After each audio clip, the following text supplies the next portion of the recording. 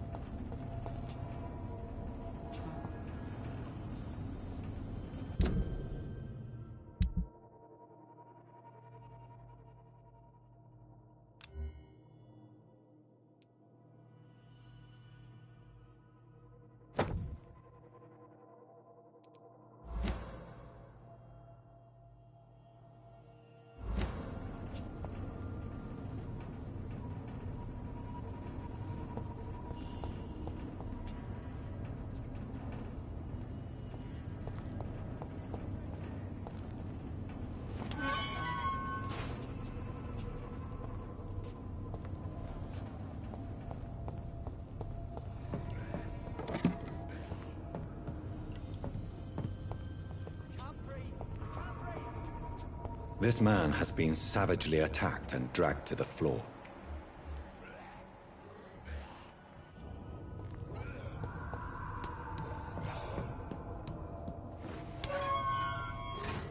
I don't want to die here. I want to see the sky, feel the fresh air.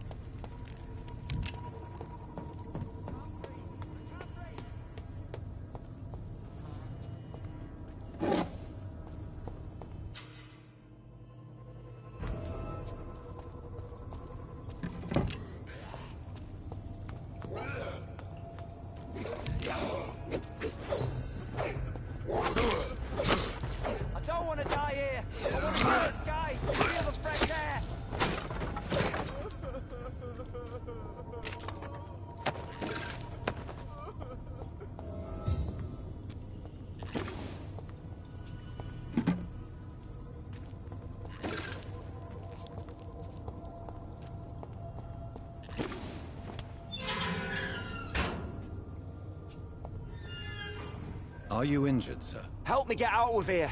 I need to get out. I'm Dr. Reed, and I'd be glad to help you, but you must calm down first.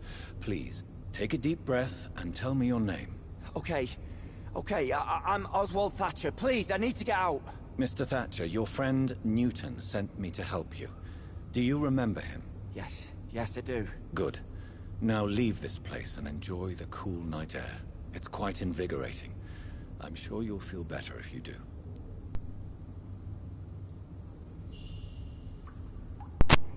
Hello to the person that joined.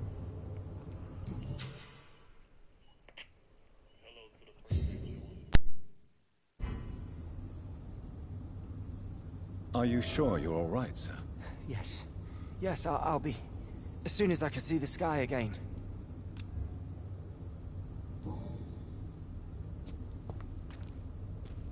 Are you sure you're all right, sir? Yes, I'll be... as soon as I can see the sky again.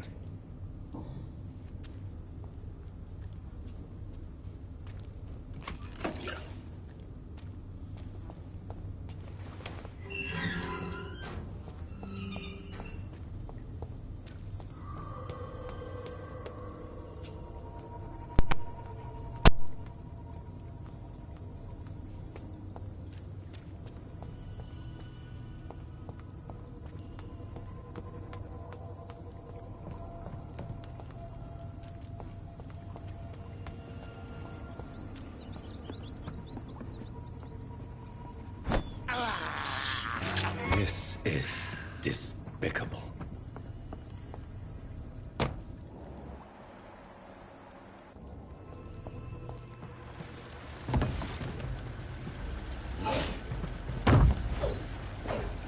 What sort of creature is this?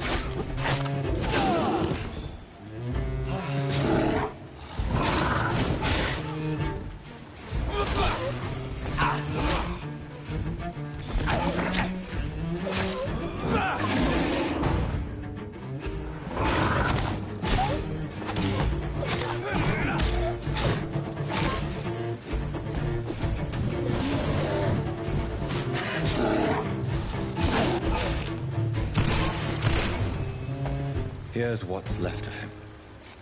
Not a lot to check, but I should anyway.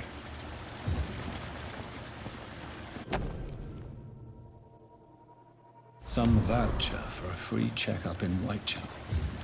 What is Nurse Crane up to? I really must find her.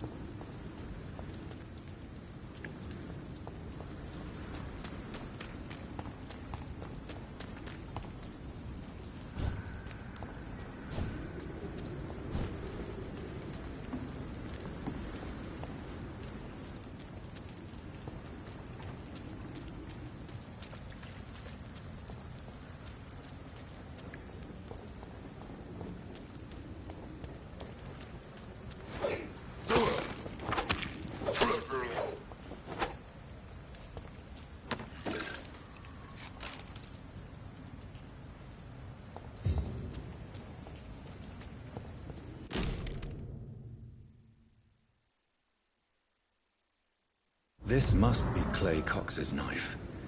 A fine blade. No wonder he wants it back.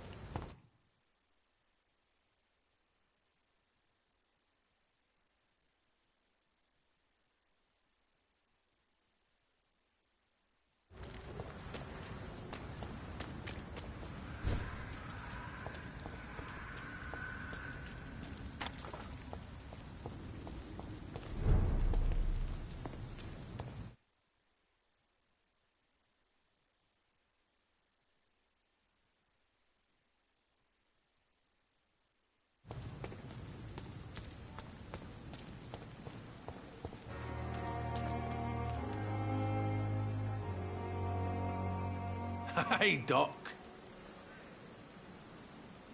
I have found the gift from your wife. In that case, you'll be properly rewarded, Doc. Clay Cox is a man of his word. I hope that won't make me an accomplice to your future crimes. Who knows what I might do now I feel invincible again?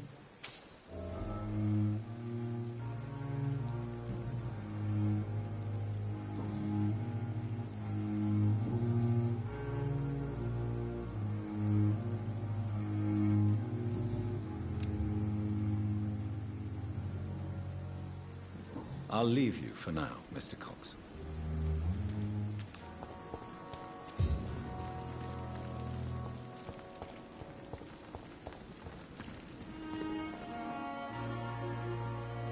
Good evening, Milton. Good evening, Doctor. Still trying to save lives?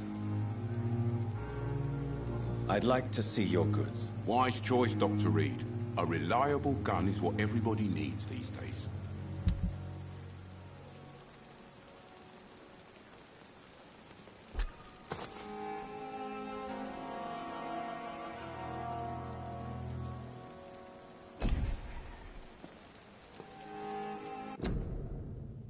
Another night with the glorious...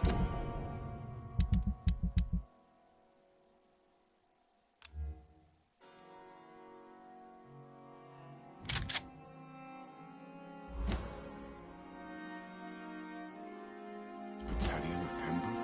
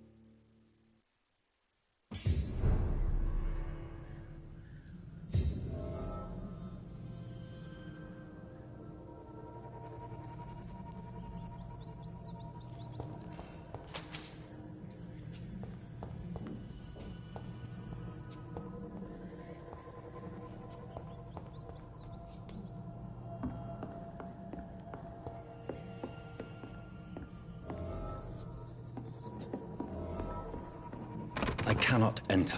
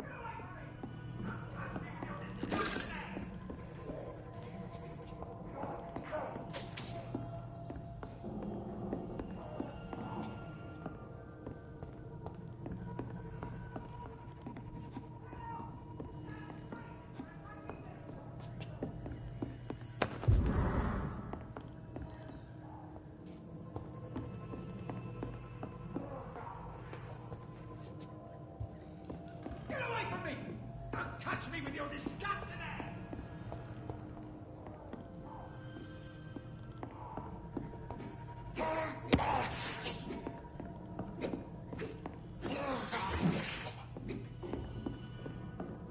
Damn strangers are attacking me!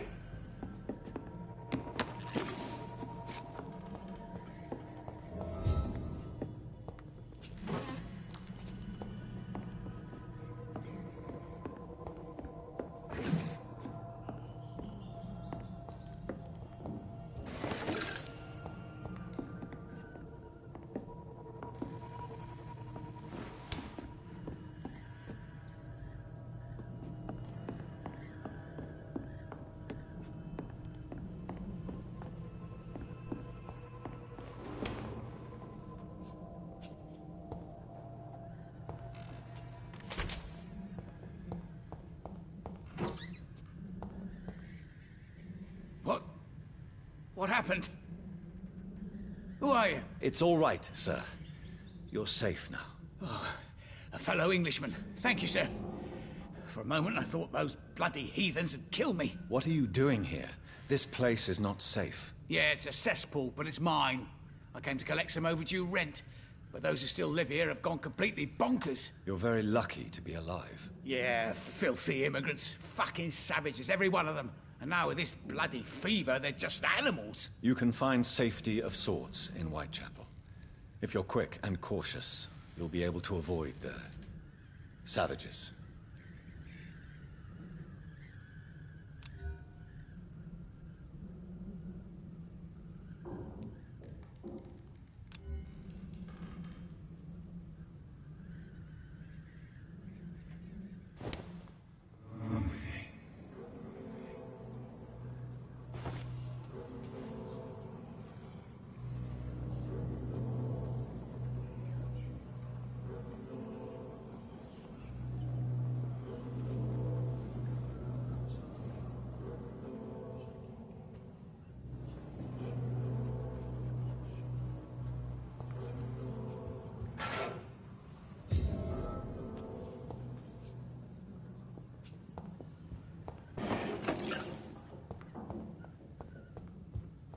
This is Braille. I need someone who can read this.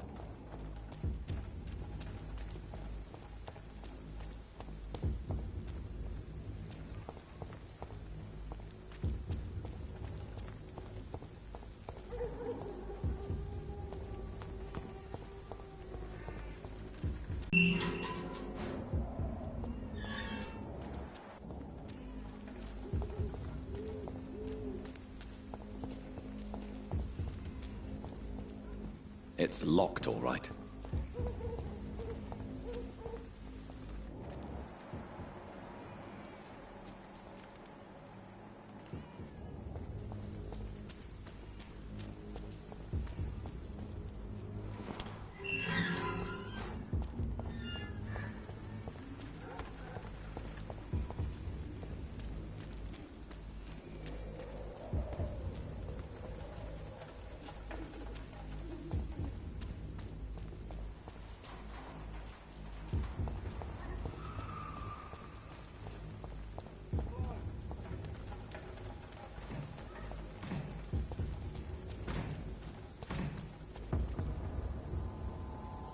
Best be moving on.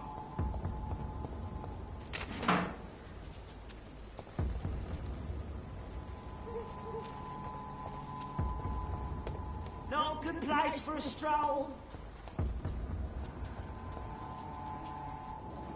Get them weapons ready. We found one.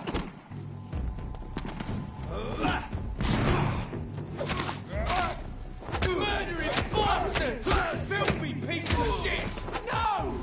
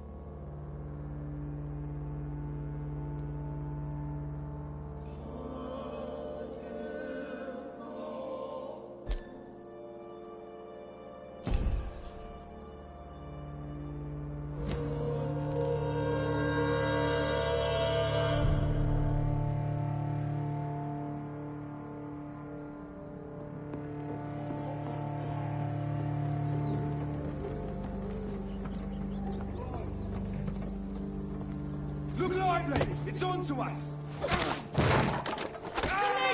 Fuck, he's dead! Kill you!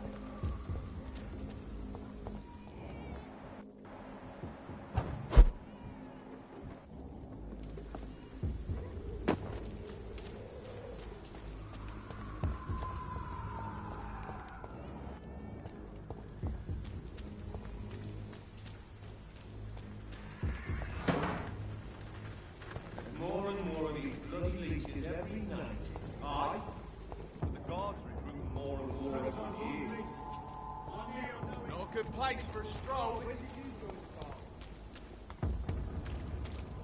Stay close, keep an eye on each other.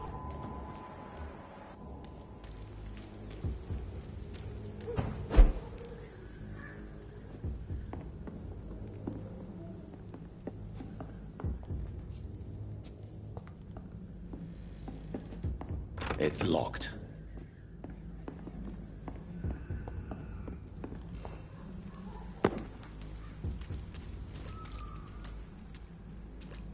I cannot enter.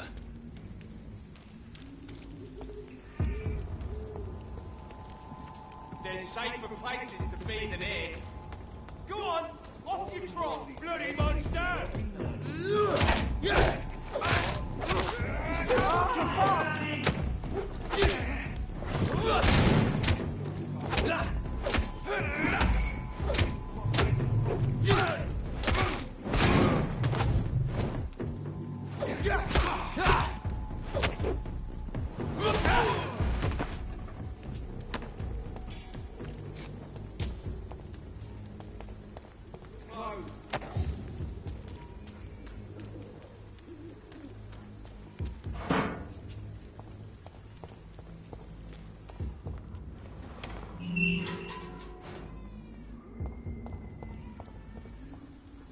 Whitechapel.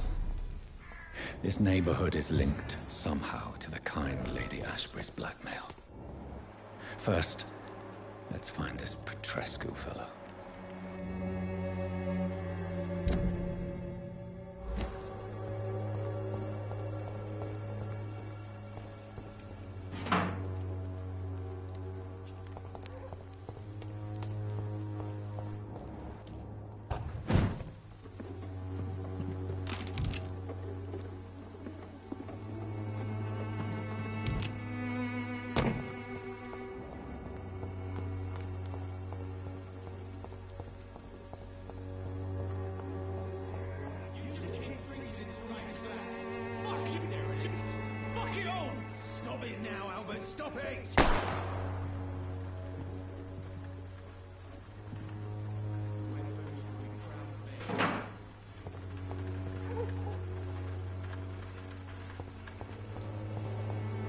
It's locked, all right.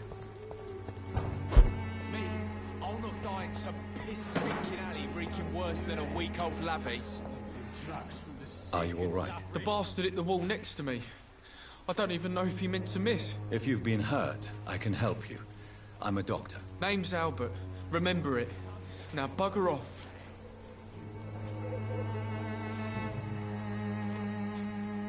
What happened? Did you really steal that man's medication? Hey, I didn't do anything. It ain't me.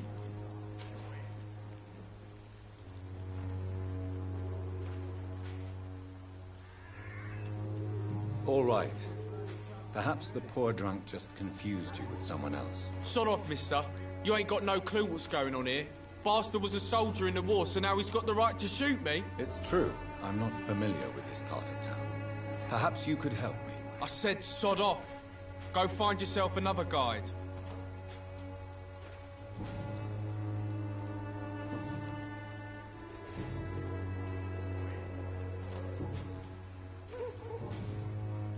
Do you know Nurse Dorothy Crane from the Pembroke Hospital?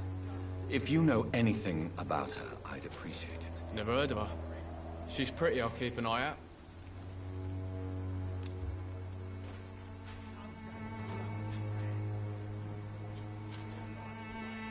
Do you need assistance? Please. Feeling tired these days. There you go. Let's hope nobody steals it from you. Very funny. I found the recruiter you were expecting. He's dead, but he carried a note. The Wet Boot Boys have accepted your application. I knew it! I told you I was tough enough. I'll be free soon.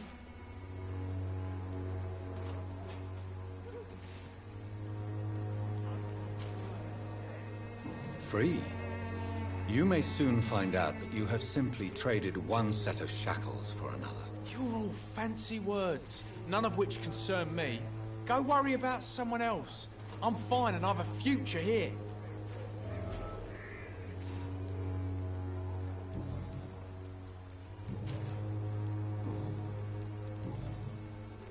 Goodbye, young man. The wet boots will be proud of me.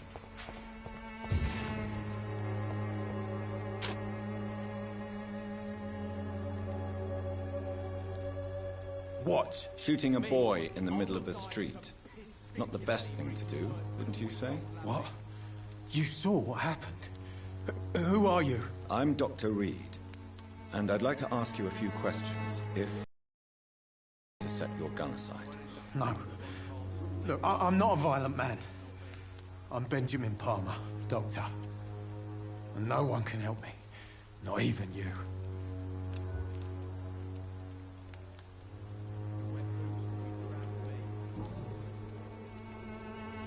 What can you tell me about this place? Nothing to say, really.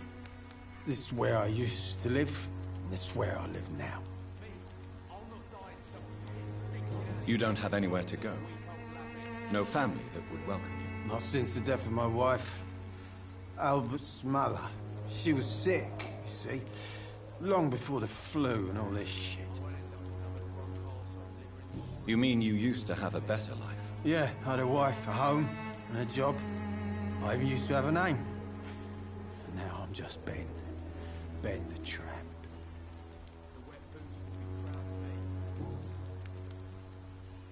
Perhaps you could focus for a moment and tell me your troubles. I'm sick, broke, and my son just stole my pills. Everything's coming up roses.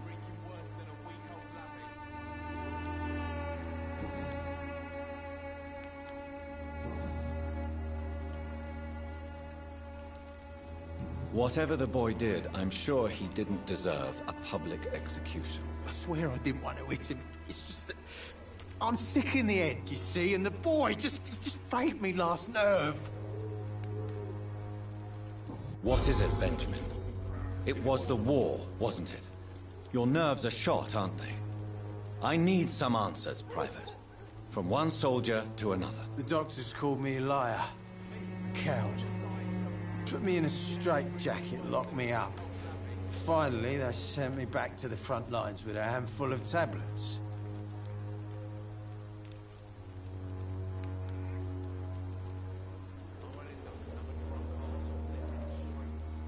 Yes. Sounds like shell shock. I've seen a few cases like yours. This is nothing you should be ashamed of, Benjamin. And it's perfectly natural in your situation. I'm not ashamed. I just need my pills. Peace and quiet, that's all.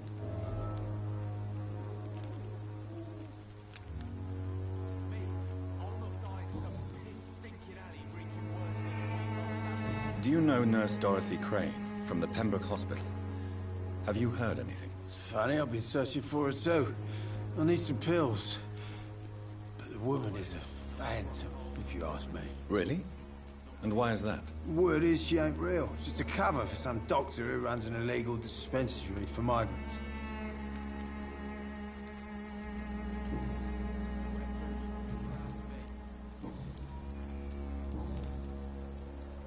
A gun, alcohol, and a bad temper make a terrible cocktail, sir.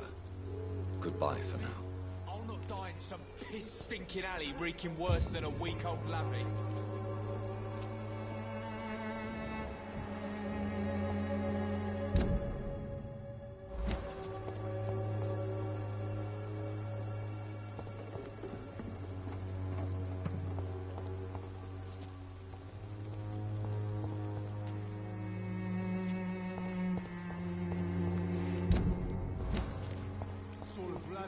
We'll end up another time. Yeah. Stealing drugs from the sick and suffering.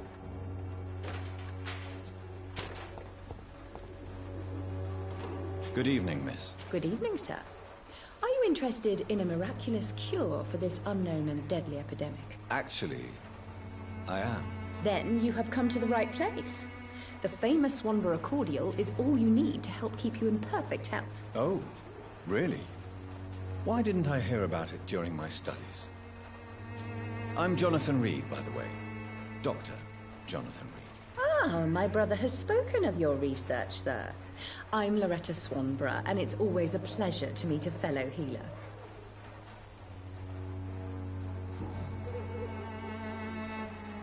Tell me, Who intrigues you most in Whitechapel? The region itself is something to see, but I would say Camellia the mute florist who gives away her flowers. What do you think of the locals? Most of them are afraid or desperate. They all come to me eventually for my remedy. Is there anyone I should avoid? Cadogan Bates, without a doubt. The bloody bastard remorselessly exploits poor migrants as soon as they get here.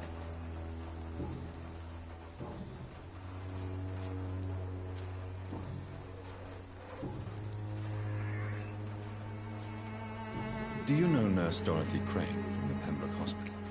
I'd like to know more about her. I don't like to talk about competition. Competition, you say? Never met her, but it seems she provides some sort of medical care to the poor. The whole thing has to be some sort of scam, if you ask me.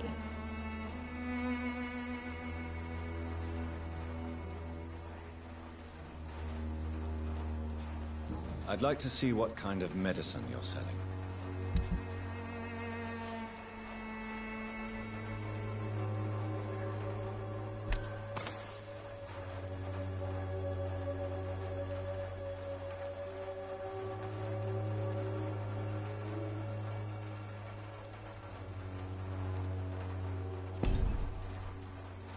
The Swanborough cordial can be the answer to all your problems.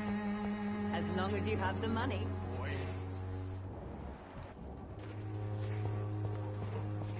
Its effectiveness has been proven.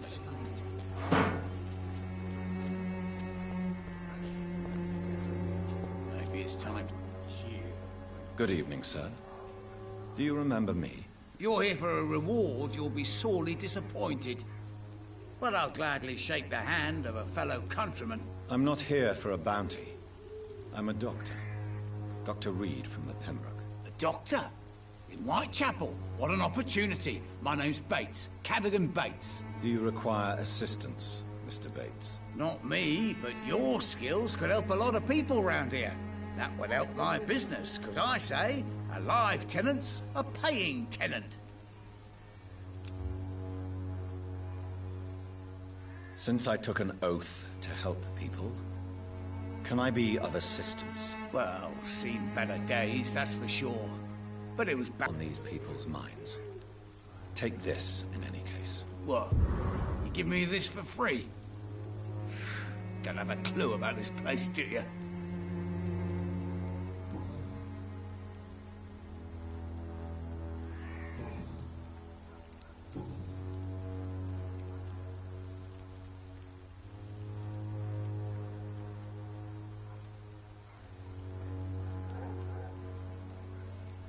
It's unusual to see someone so happy around here, especially considering the current situation. Why should I be sad now? There've always been wars, disease, tragedy. There always will be. That's an unusual way of seeing things in these trying times. I don't see why I should shed a tear for another man's woes. I'm healthy, and I intend to stay so. What help could I possibly be to your business? That's simple. I already get good money from all those fleeing the war. Can you imagine what they'd be willing to pay if I could offer medical assistance too? Mr. Bates, do not make me regret saving your life in this quarantine zone. I understand, Dr. Reed, you're from a good family. Don't want to get your hands dirty. That's fine. I'll be happy to act as your middleman.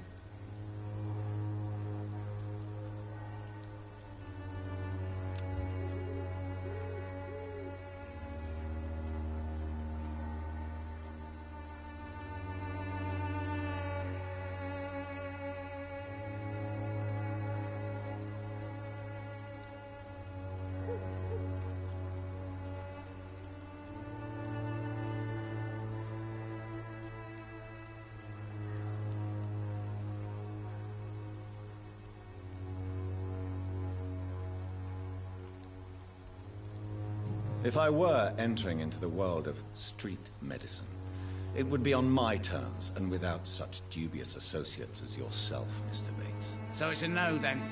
That's too bad. The Reed tonic could have really helped people, you know, saved lives. Isn't that what you do? I mean, people buy that Swanborough shit. What is your business, exactly? I offer fair lodgings for a modest price to the poor and weary of Whitechapel. I see. And what about those who cannot pay? Well, deals can be done, if you know what I mean. Money's not the only currency. After all, I'm not immune to a pretty face.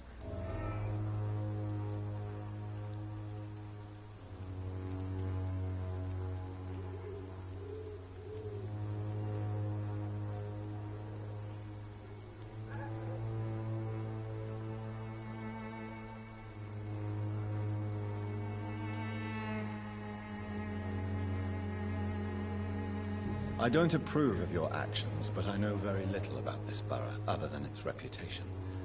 There are always necessary evils. A necessary evil. That's one way to think about it. Knew you had more smarts than all these immigrants. Tell me, what's your honest opinion of the increasing violence in London? People are just beginning to discover what we've always known. This city's rotten to the core. They just took their bloody time to wake up and notice it. What do you mean? People are acting like the violence is news. But it's always been savage down here. It just bubbles to the surface every now and again.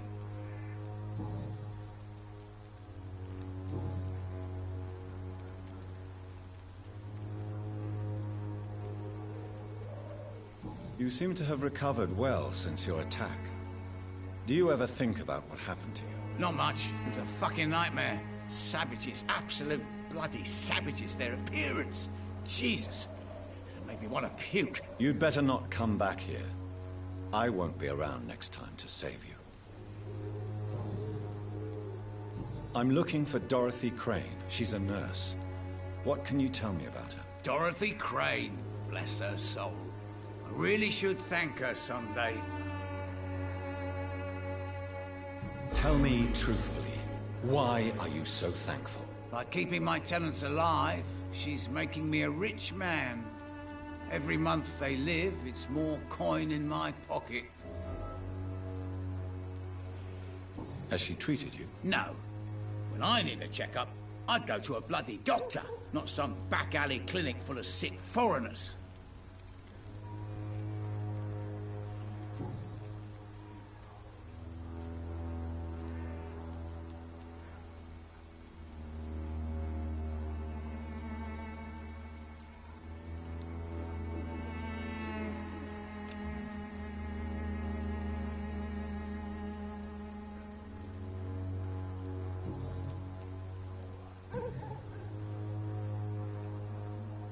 Goodbye, Mr. Bates.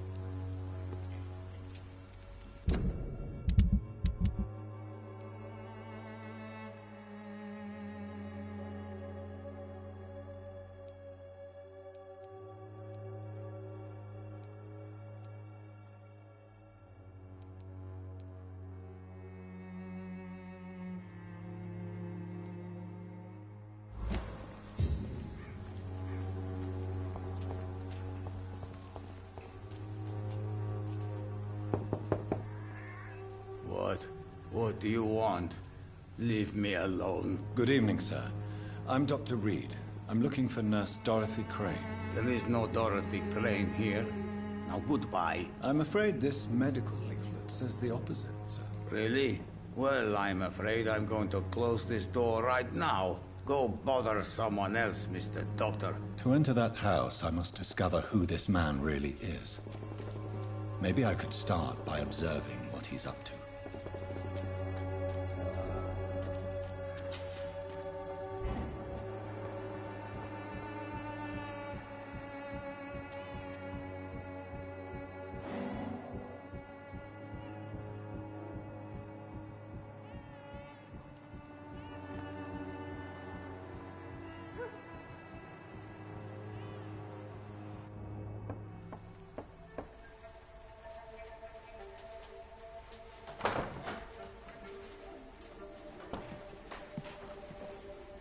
A strange man was at the door with a pass for our medical facility. I refused him entry. Darius, how could you know he didn't need our help? His clothes were too finely tailored to be for Whitechapel. Perhaps just a friend of that stray poet who is always about. Richard Nethercott? No, not of the same cloth, this man. I suspect some machination from that journalist. Clayton Darby. Is he still asking questions? Yes. I saw him drifting around St. Mary's Church. I swear he is tracking me just downwind.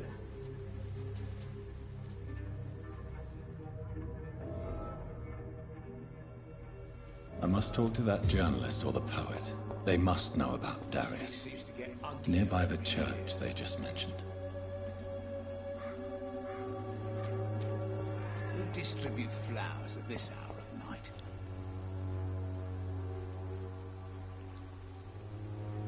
A lot of people are talking about this Colossus.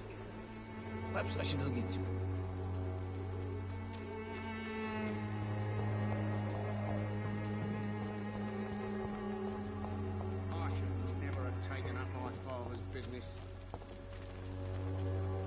Welcome, sir. Please, take a browse of my wares. I am Dr. Reed. I would like to ask you a few questions, if you don't mind. Doctor? Interesting. I'm Barrett Lewis. Usually I don't have time to waste with talk, but at this hour of the night I can hardly refuse.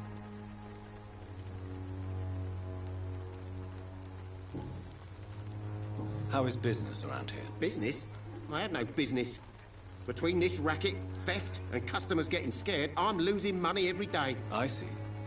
Sounds like you blame someone in particular for your situation. It's no secret Joe Peterson spends his time harassing merchants. But with me, he's trying to put me out of business once and for all. As a merchant, you see Whitechapel every day. Have you noticed anything out of the ordinary recently? Well, you mean besides the epidemic, the war, and all the usual crap?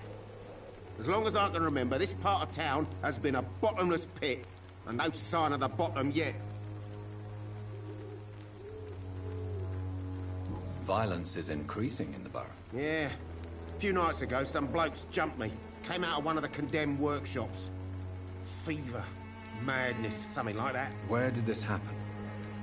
Why did you go there? In the closed workshops nearby. I worked there as an apprentice in better days. Now I only go to find trinkets or tools. Too bad I was mugged, though. There was good money in that little box of loot I lost. Have you been hurt? No, but that's only because I ran like hell. Those men were raving lunatics, I tell you. Not even able to speak anymore, just screaming.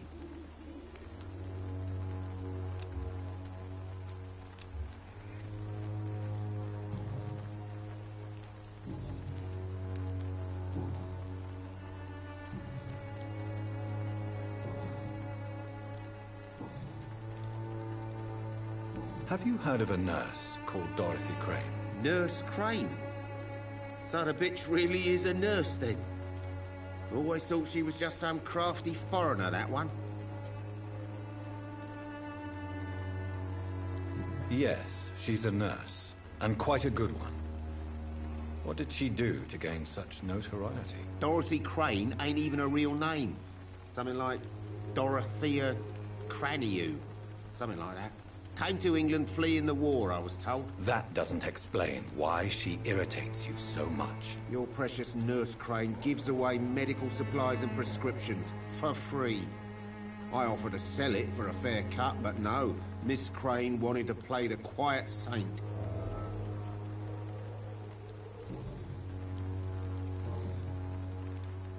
Right then. Show me what you have.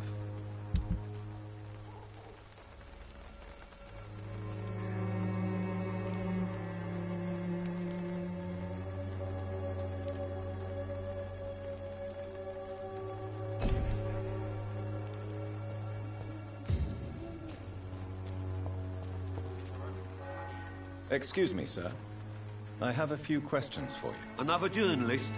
I didn't answer the first one, so piss off! I'm not a journalist, I'm a doctor. A doctor, you say? It's quite a rare breed in this part of town. Really? But still, here I am. Dr. Jonathan Reed, at your service. I'm Joe Peterson to some, but Colossus Joe to most. And I don't remember asking for your service, sir. May I ask what you do around here? I do whatever I want, and sometimes even more. Now sod off. According to you, physicians are scarce in this part of town. Why is that? Not familiar with this neighborhood, are you? I guess your fancy colleagues are too afraid of being stabbed in the back. This part of town does have quite a reputation. Would you say it's justified? Totally. Look at me, for instance. I always look my opponent in the eye before knocking him out. How did you become the local bully everyone is afraid of, Joe? There's no pride in roughing up poor bastards. But this is the only job I've found. And it pays well, too. A job? So you're racketeering for someone else? I got enlisted by the Wet Boot Boys, a gang from the docks. I'm their muscle for their dirty work.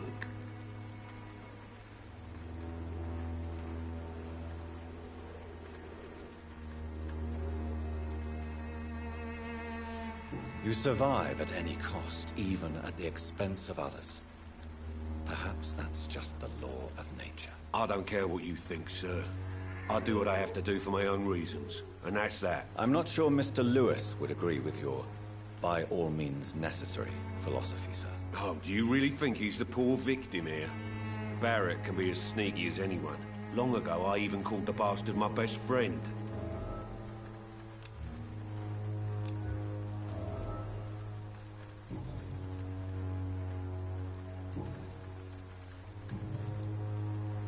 Have you heard of a nurse named Dorothy Crane? She's a colleague of mine, and is supposed to live around here. Dorothy Crane? Yeah, I know her. One of the few good souls who dare to help the sick around here. Could you please tell me more about her? She's a nice girl. Tries to help the migrants. I offered to give her a hand, but she said my reputation would attract too much attention. Goodbye, Mr. Peters.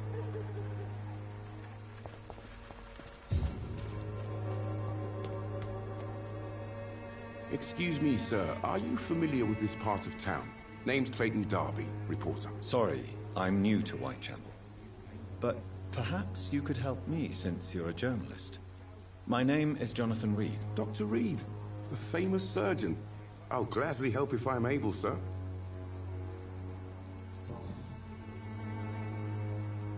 Why are the newspapers keeping silent about the Spanish influenza? It's as though none of you care. There's a war going on.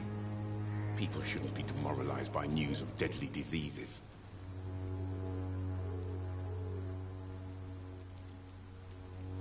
I served in France. Our top priority must be to put an end to this butchery. This war must stop now. Sir, streets are a battlefield too. An invisible and untold war is going on, and it must be stopped. What is a journalist doing in this borough after sunset? He goes where none of his colleagues would dare to go, to inform the country.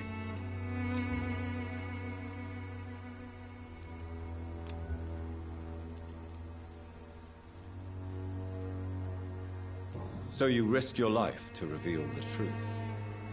I saw many reporters do the same during the war. Whitechapel is the crucible of so many untold stories and tragedies.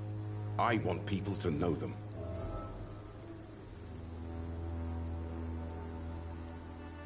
That's quite honorable of you. But is the public interested? Not at all, sir. And that's why I'm an independent journalist, hoping to sell some stories. Have you any idea of the danger you face in these streets at night? I've had to run and hide more than once from frenzied mobs incensed by the fever. Do you think the flu is really responsible for this, Doctor?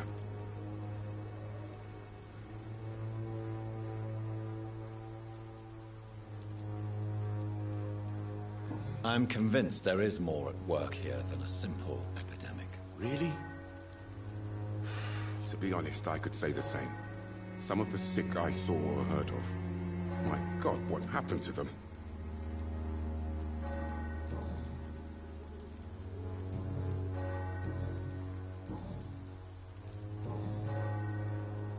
I heard you're investigating an underground medical dispensary in Whitechapel. What do you know about it? Not much, I'm afraid. They are wary of strangers, and I'm not really an acquaintance of theirs. Why do you care?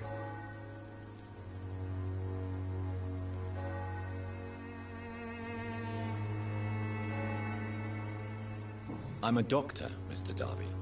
I care about everything involving public health and this epidemic. Are you sure you're not just concerned about the repercussions that a scandal involving a certain Nurse Crane from the Pembroke Hospital would bring? Without a doubt, you are a damn fine journalist, Mr. Darby. What do you know of her accomplice, a man named Darius? I don't know much about the man. He's very cautious. Never goes out. Doesn't seem to have any friends or family.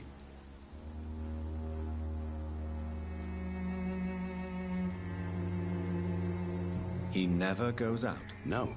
A few days ago, he unexpectedly did. I followed him, but it was just a ruse to keep me away from his house. Really? How do you know? He went to the nearest mailbox, but just before posting his letter, he ripped it up and threw it away.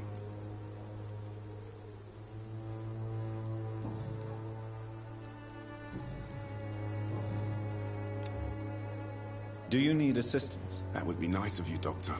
Who knows what I may have caught during my investigation. If you persist in investigating the most pox-ridden boroughs of London, you must accept the risks. Thank you, sir. Goodbye, Mr. Darby. Farewell.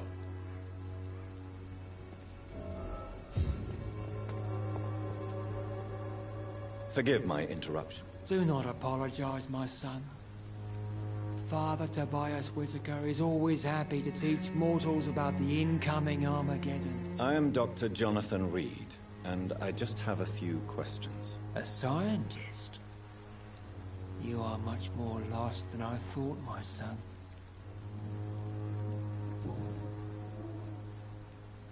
What do you mean when you say that I am more lost than you thought? All scientists are entangled in a world of causes and consequences. And most of them can't see the plain truth. Quite a judgmental opinion, if you ask me. But what do I know? Blinded by science as I am. But you are seeking answers, aren't you? Answers about the hidden about to strike the city. Answers about the hidden truth.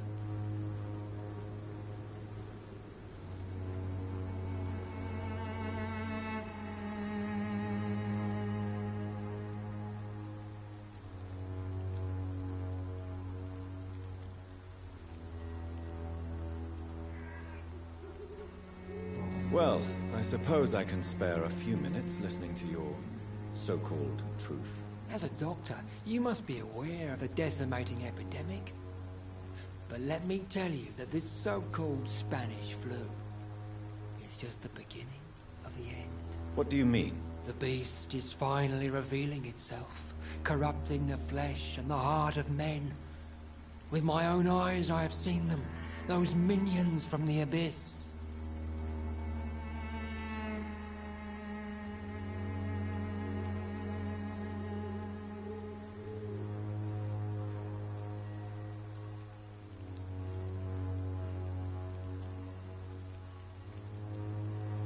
Really? And what would be your answer to this biblical threat? We must fight the disease before this legion outnumbers us. But not with scalpels and microscopes. No. What is left then? Cleansing fire.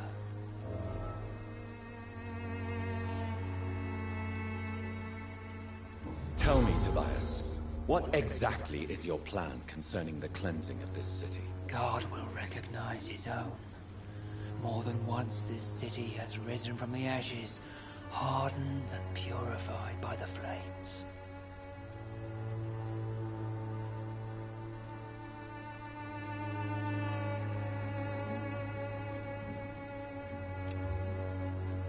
Purification by fire has proved useful, but where do you stop? Burn the clothes? The buildings? The corpses? Worse? Your lack of faith is predictable. But my task is to convince rational minds like yours to see the light. This is God's will. You're mad and dangerous.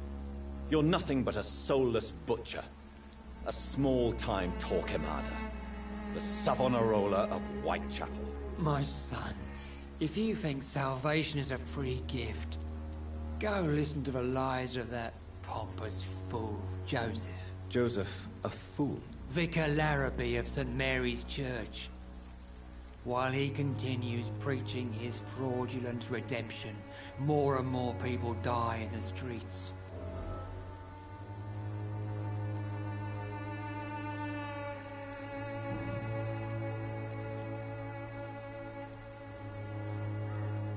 Do you know Nurse Dorothy Crane from the Pembroke Hospital? I'd like to know more about her. I don't like the liberal ideas of nurses, but I especially abhor that Nurse Crane you mentioned.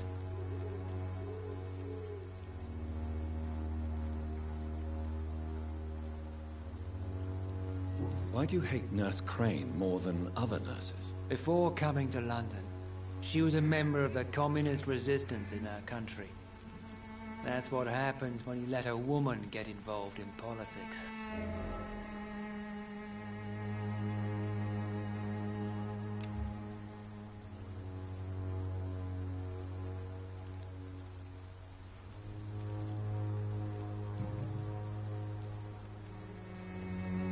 Do you know Nurse Dorothy Crane from the Pembroke Hospital? I'd like to know ideas of nurses, but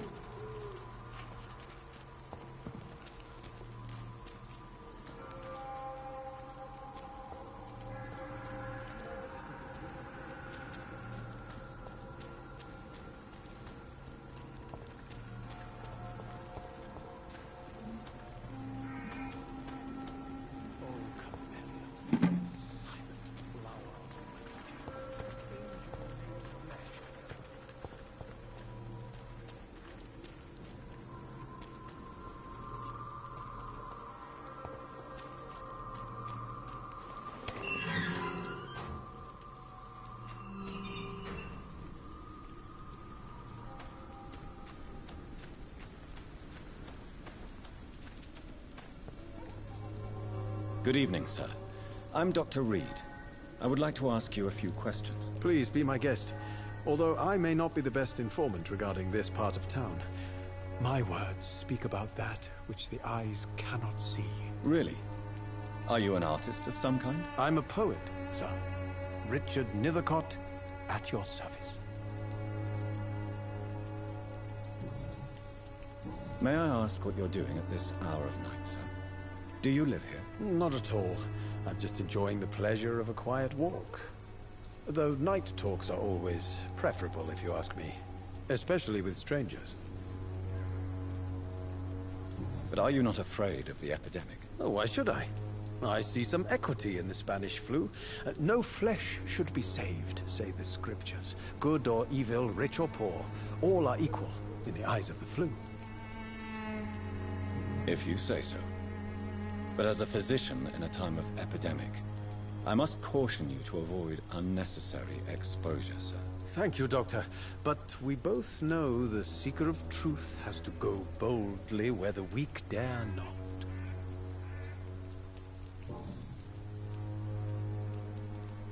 What are your thoughts on the terrible situation in this city? Terrible, you say? No.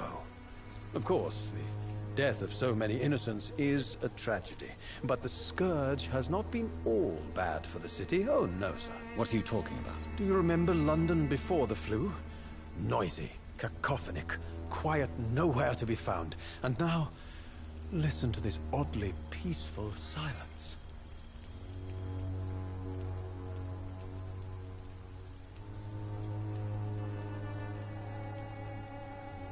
Yes.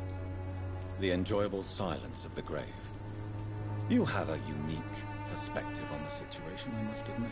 Most people fail to understand my perspective. I don't blame them. But how could I call myself a poet if I veiled my feelings? Are you aware that your life could be in danger in this part of town? But this is where I must be to feel the real beat of the city. I had to come, see it for myself, alone. I understand your need for solitude, but it's not safe around here. I don't care. I don't have many friends, Doctor, and my family despises me. If some misfortune came upon you, who would be here to help you? Well, you for a start, my dear Doctor.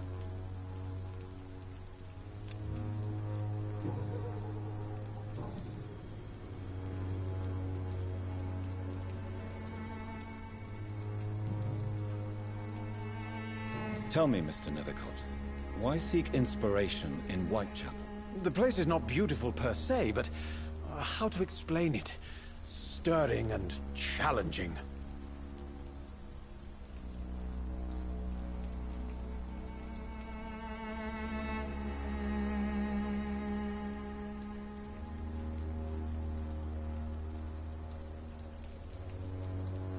In what way, exactly? The struggle by gaslight, the barren smiles and the arid hunger under the rain. If you say so. Such vibrant antagonism and vivid paradox. The stripped humanity raged across each street. Vivid, of course, yes. And what about the poignant distress? Oh yes, the poignant distress. You see what I mean, don't you? That's what I want to write about, and that's what Whitechapel is made of. Do you not think it a little morbid? On the contrary, sir. Whitechapel is full of life, full of beauty. Just like my dear muse, the wonderful Camellia. What can you tell me about Camellia? Not much. And that's the beauty of it. She can't speak, you know. She's a locked mystery who exhales kindness and sweetness.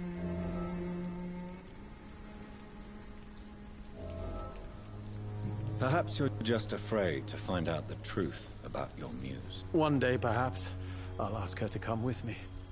But will she still be my wild flower of Whitechapel if she moves uptown?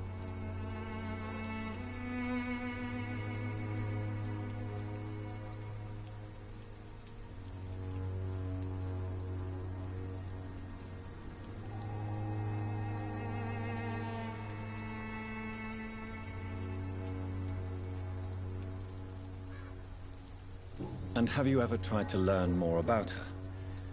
Where she lives? How she survives? Whom she may know? Maybe I prefer she remains an enigma. Reality can be so dull, don't you think?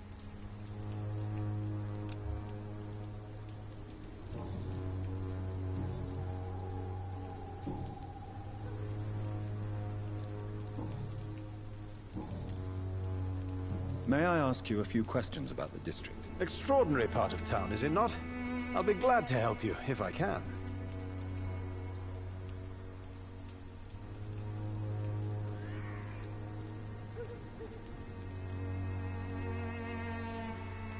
What can you tell me about an old man called Darius? Darius Petrescu? Yes, I know him. At first, I thought he was only a small publisher. I invited him to publish my work, but his reaction was pretty clear. Not interested in your talent?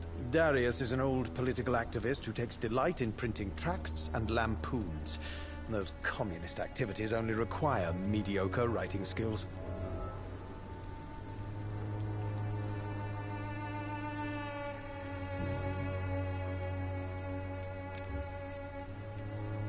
Do you need medical attention, sir? It may be wise to let you prescribe me something.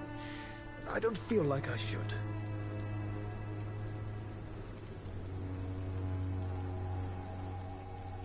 I understand your appetite for words and macabre beauty, sir. But you should be more careful. The nutrition of my mind is more important than my physical health. But I appreciate your concern, sir.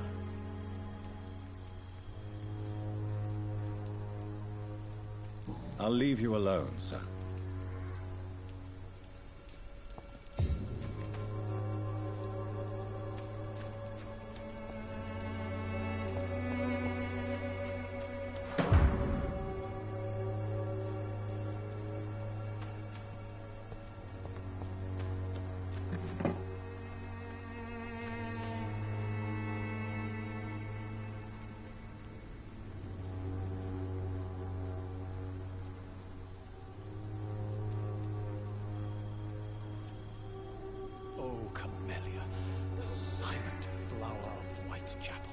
Angel made flesh, I tell you.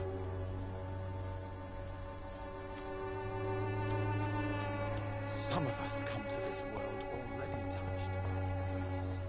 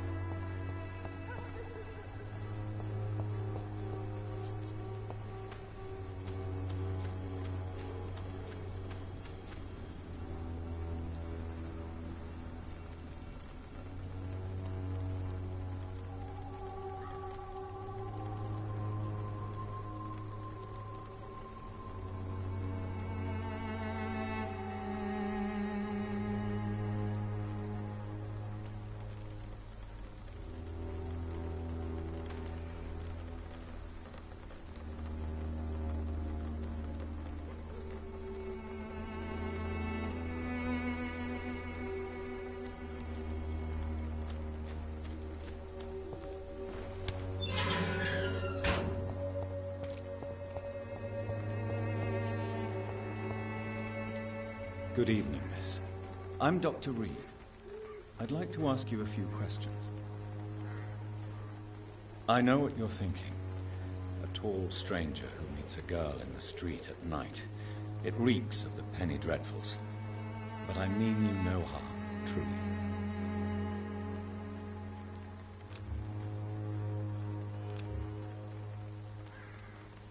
Tell me about Richard Nethercott.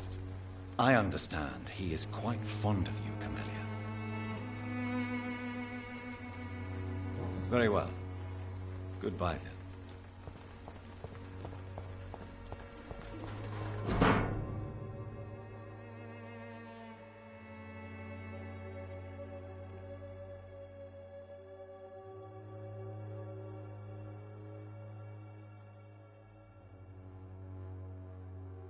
The content of Darius' letter to his children could give me more leverage to enter. Darius is a bit less of a mystery now. It should not be that difficult to incite him to let me in.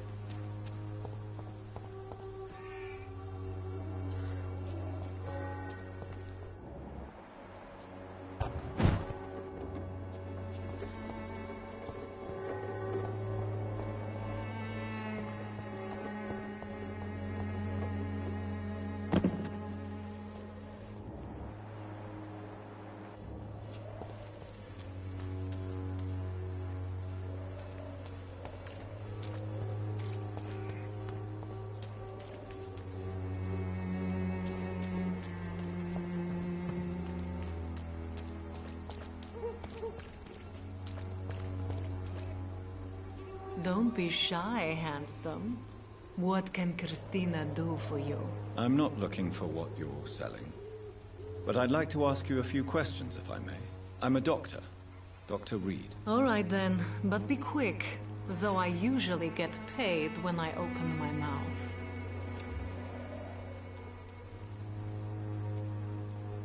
Do you know Nurse Dorothy Crane from the Pembroke Hospital? Anything you can tell me about her would be helpful. I don't know her, but I know her name is Dorothea Crăciunescu. She came from Romania like me and many others. You seem to respect her. Dorothea helps the sick people of Whitechapel. Everyone should respect that.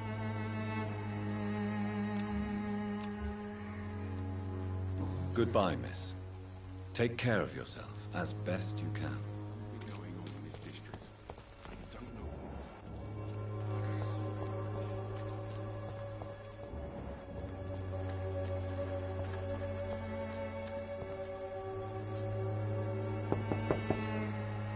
Hello, young man.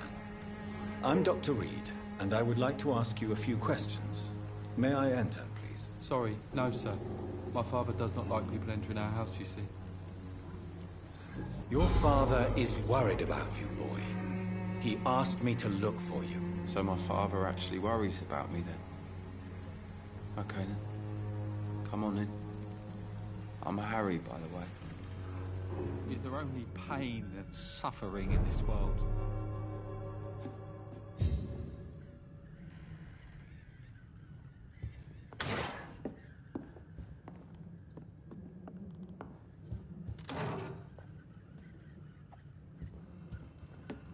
Even my dreams are soaked with gloom.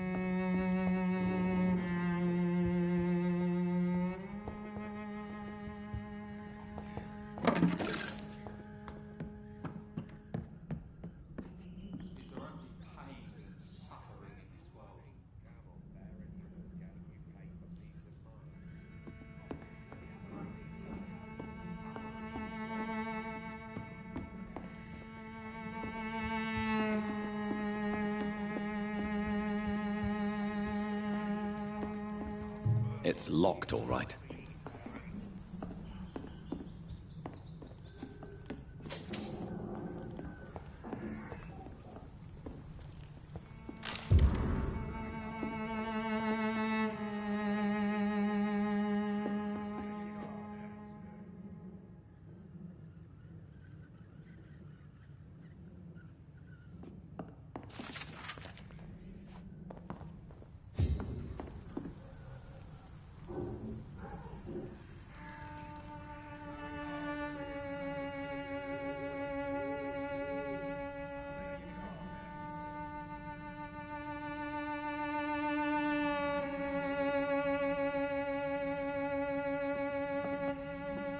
It's locked.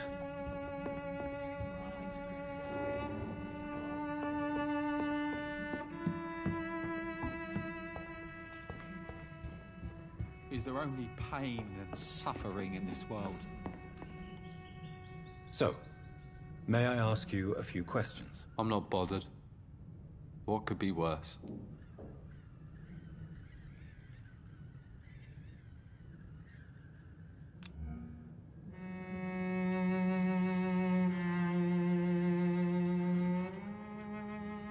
Do you know Nurse Dorothy Crane from the Pembroke Hospital? I'd like to know more about her. Yes, I know her. She came here to examine me when I was very sick. She said I should go out more.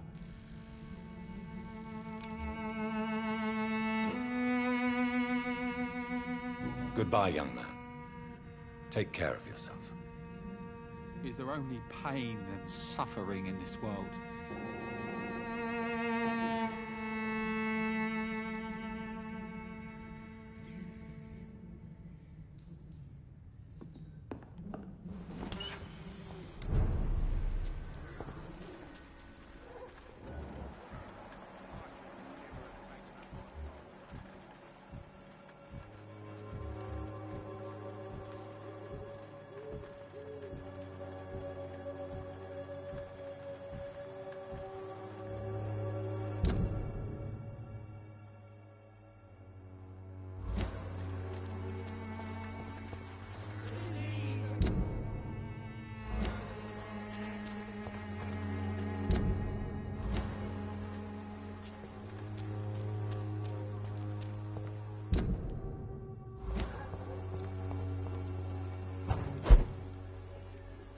It's locked.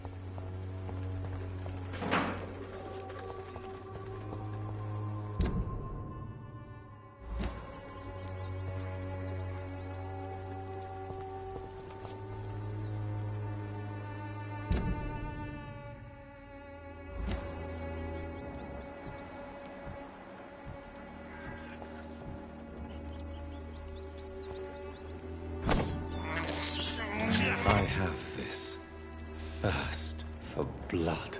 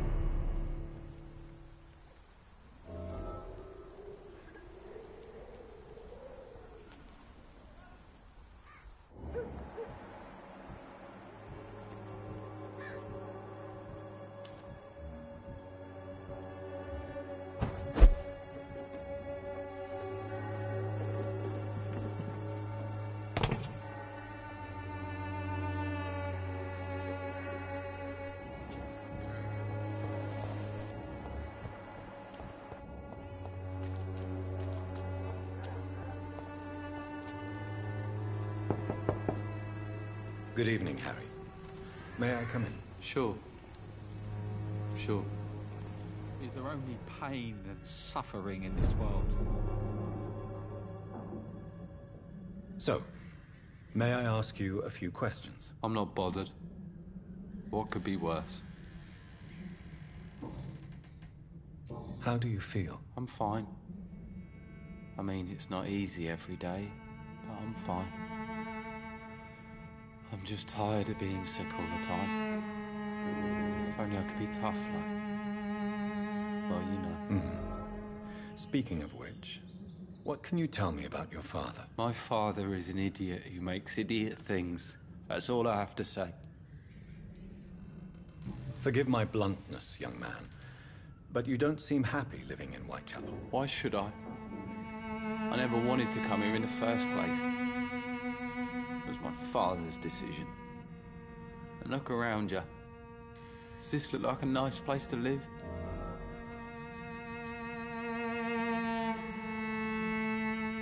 You have a roof over your head, a place to call home. Many people here are not as lucky, you know. That's exactly what my father says. Harry, you should be grateful for what you've got. But I wasn't even consulted when we moved here.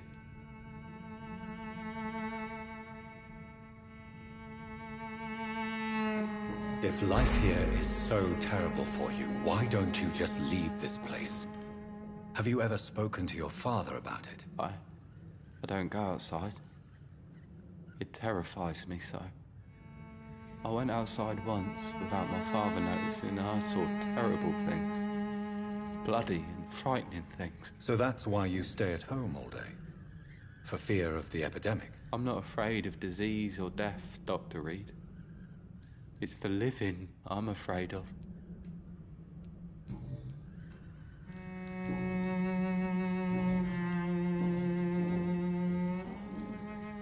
Your father and Mr. Lewis used to be good friends. What happened, Harry? I was young then. I don't remember Mr. Lewis ever coming back again after my mother died. Or was it after my father started bullying him? I don't know.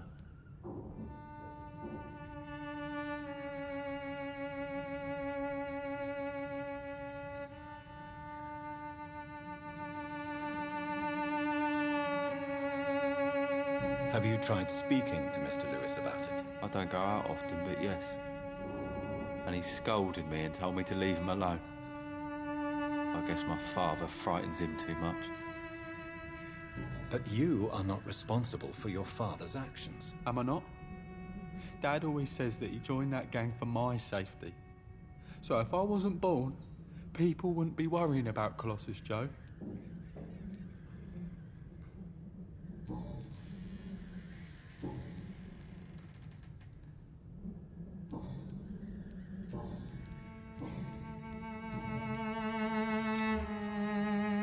Do you need any medical help, young man? Yes, I do.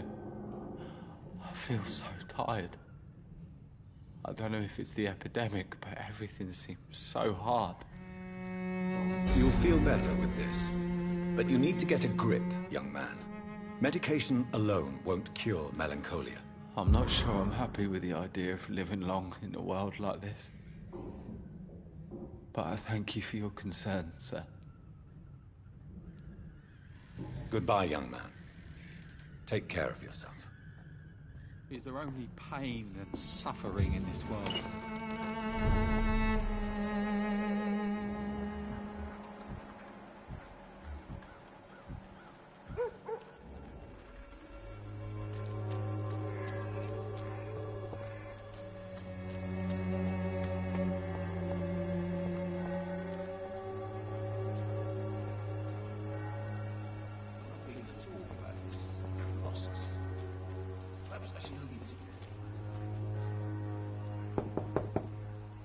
Mr. Petrescu, just 1 minute, please. You again.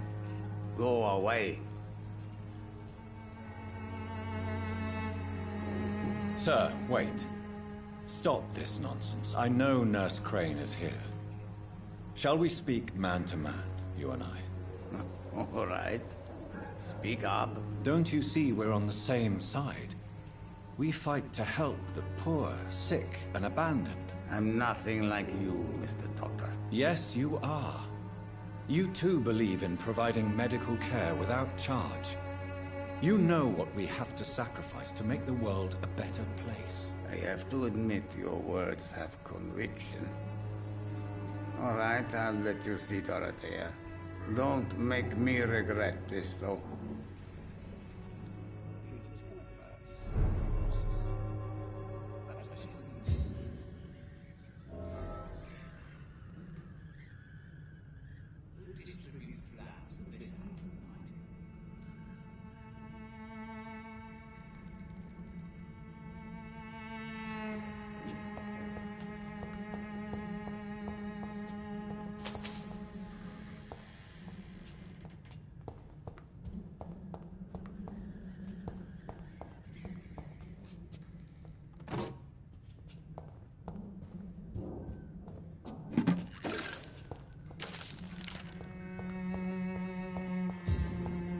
It's locked, all right.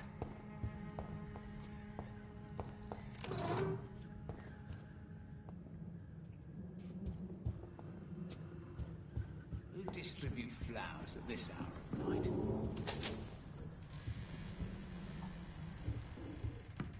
A lot of people are talking about this. If you want to talk to Dorothea, you must go across the courtyard and take the stairs. We've not been formally introduced.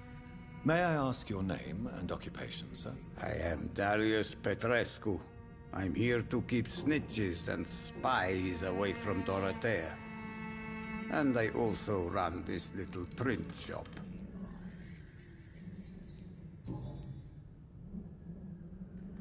So Dorothy's real name is not Crane? Like myself and many people in this area. Dorothea is from occupied Romania. That's all you need to know. She seems important to the community. More than you can imagine. The West End does not want to hear of Whitechapel's misery. Dorothea is one of the few doing something about it.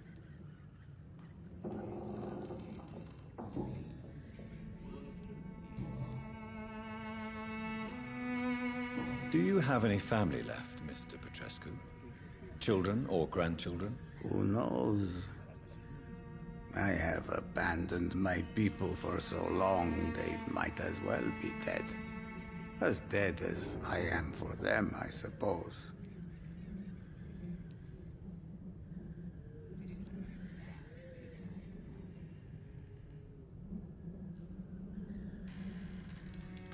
Don't be embarrassed, sir.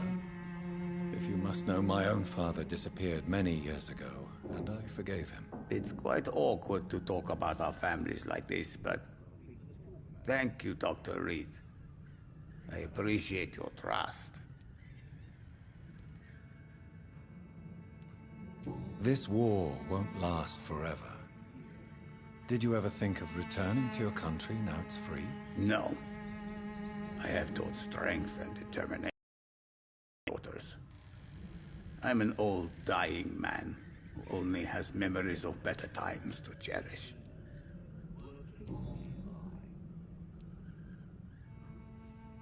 I know you fought for your country when it was occupied, Darius.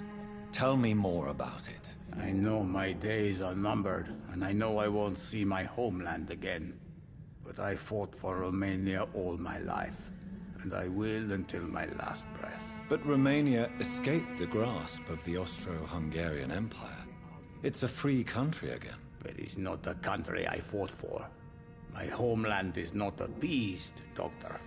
But I still see a dark future ahead for my people.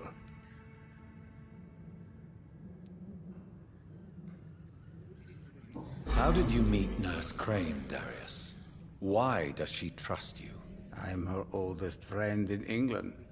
Dorothea and I share many ideas about this country and about the country we left. You mean occupied Romania, don't you? Even if not directly, I fought against your enemies. Really? Then perhaps you have more in common with Dorothea than meets the eye, Dr. Reed.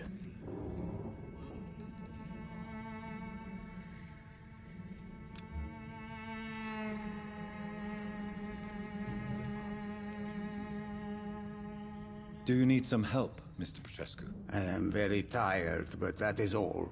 I don't need you, Doctor.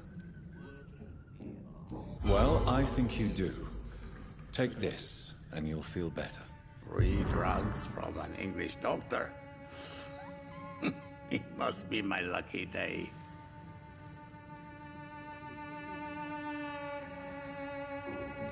Goodbye, Mr. Petrescu.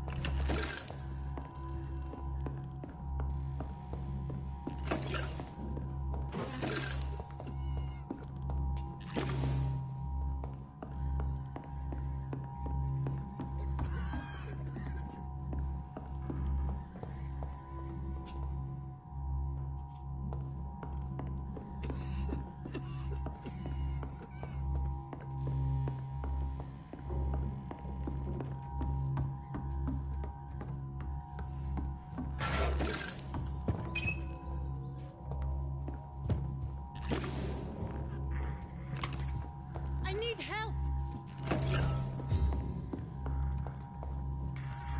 He's going into convulsions, Doctor! What do we have here, nurse? Patient Razvan Vasily. High fever running on 3 days. Complaints of dizziness, muscle aches, and head pain. Diagnosed with influenza. Treatment? Aspirin and salicin for the fever and discomfort. Liquids for dehydration, but he's having trouble keeping even water down. Thank you, nurse. Anything else I should know? He did lose consciousness this morning, but he's never had convulsions like these. He's not convulsing, he's choking. He's not getting any air. Scalpel! Hand me that scalpel! What can I do, Doctor?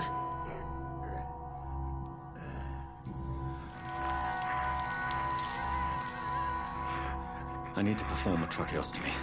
Short pipe. That rubber tube will do. We're going to cut a passage for air through the neck. Yes, Doctor. He's breathing again, but he's coughing up blood. Internal hemorrhaging. I need to make another incision into the chest cavity to drain the fluids from the lung. Prepare another tube. A thoracostomy? Doctor, we've nothing to fight the infection. We need an aseptic environment. Don't question me, nurse. I need a drain. Now. Yes, Doctor.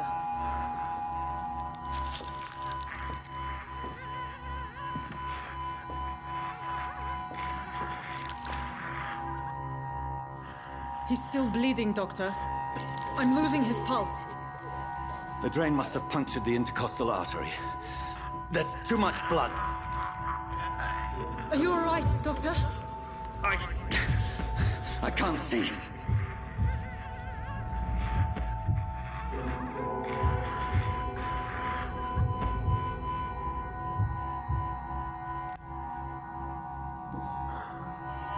I must First, suture the artery.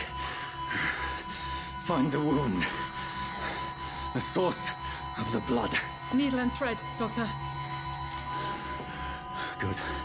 The stitches are holding. How's he doing? We're losing him. We've lost his pulse. He's dying, Doctor!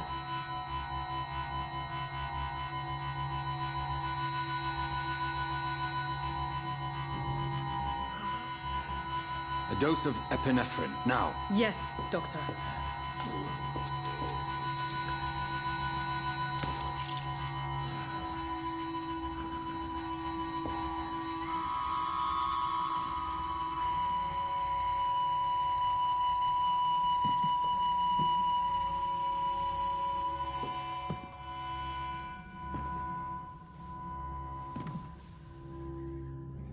We've lost the pulse.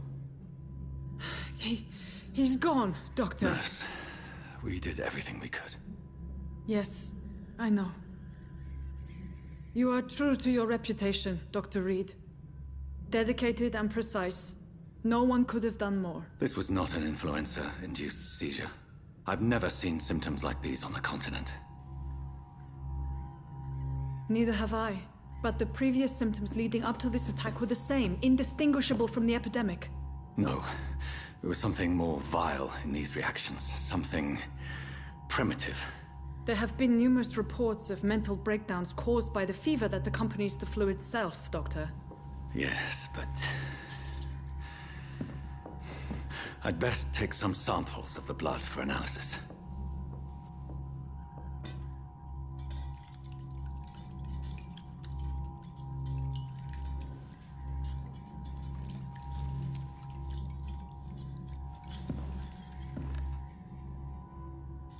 I doubt you're here to test my bedside manners.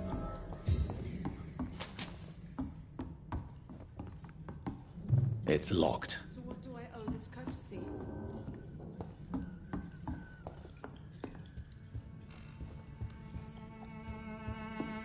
This is an unfitting place for the illustrious Dr. Reed.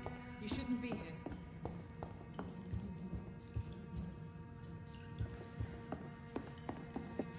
Razvan was getting better with the treatment. I don't understand. I suspect it was more than intuition alone that led you to us. So, how might I be of service, Dr. Reed?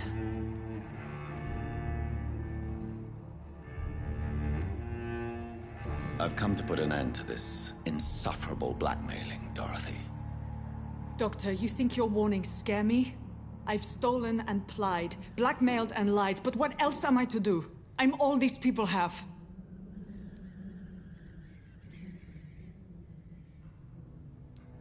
But why Lady Ashbury? Why her, of all people? She's pristine and proper, all right. But that she-wolf in sheep's clothing murders the poor for sport. I have her where she belongs, and I'll milk her for all she's got. Dr. Swansea is a sensible and honest man. He wouldn't have refused your friend's care at Pembroke. It's easy for you to say, Doctor. These people cannot go to the police, nor to the hospital. They don't even speak English. They depend on me for everything. So, the end justifies the means. Is that your defense? On a platter. You know nothing of poverty. Nothing of the shame, the hunger, the loneliness. You've convinced me of the sincerity of your actions and their noble justifications. But all the same, blackmail is a crime, and it will stop, Nurse Crane. So, are you going to turn me over to the authorities?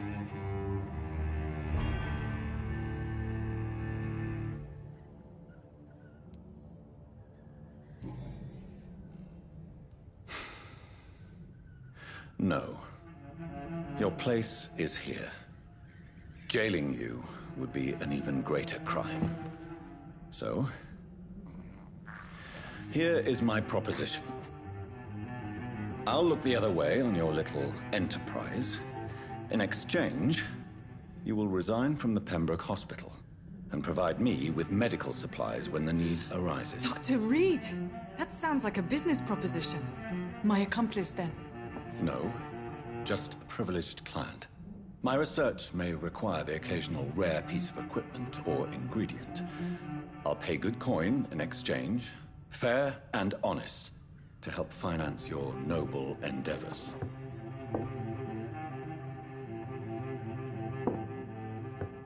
We have ourselves a deal, Doctor. Good customers are always welcome. Yes, Nurse Crane. We have a deal.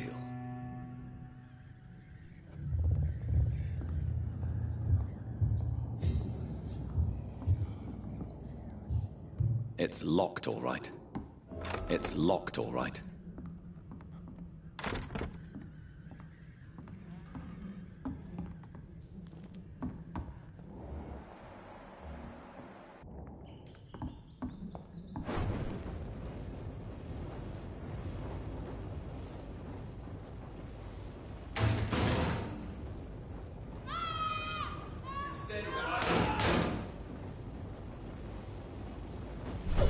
Stupid beast! Christ! He's dead!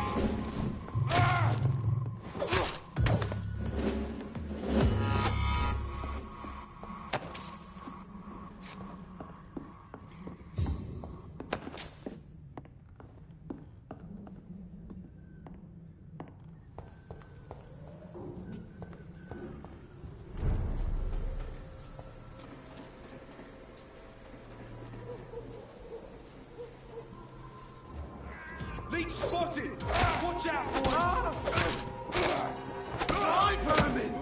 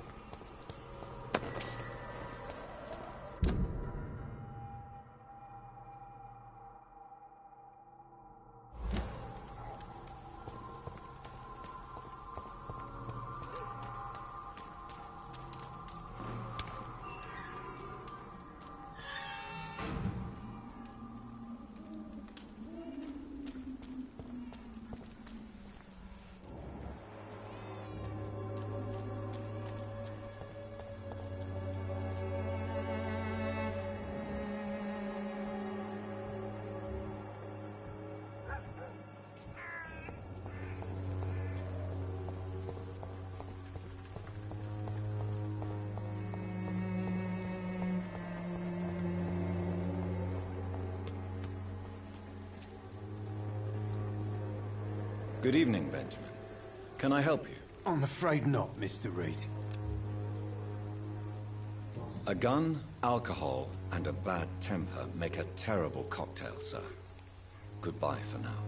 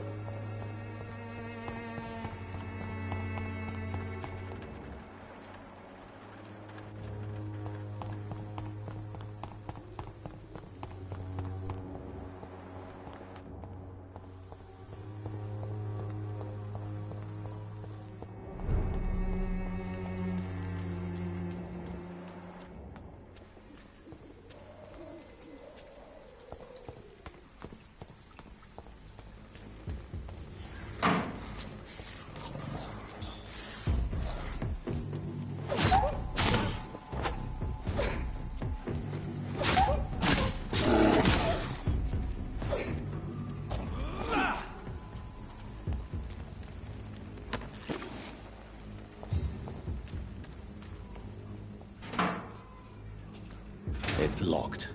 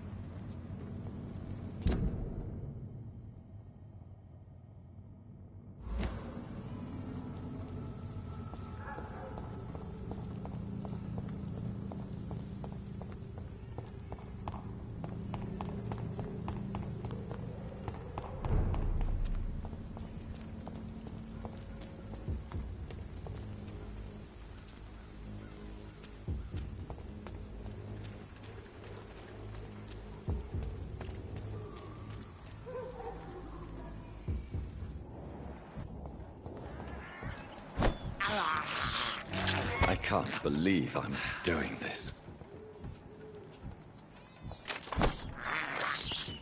I have this thirst for blood. This is despicable.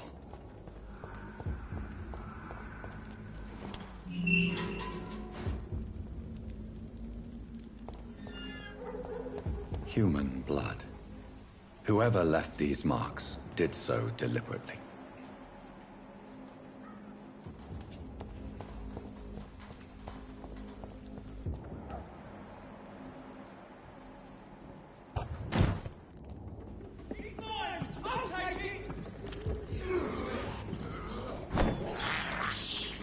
I can't believe I'm doing this.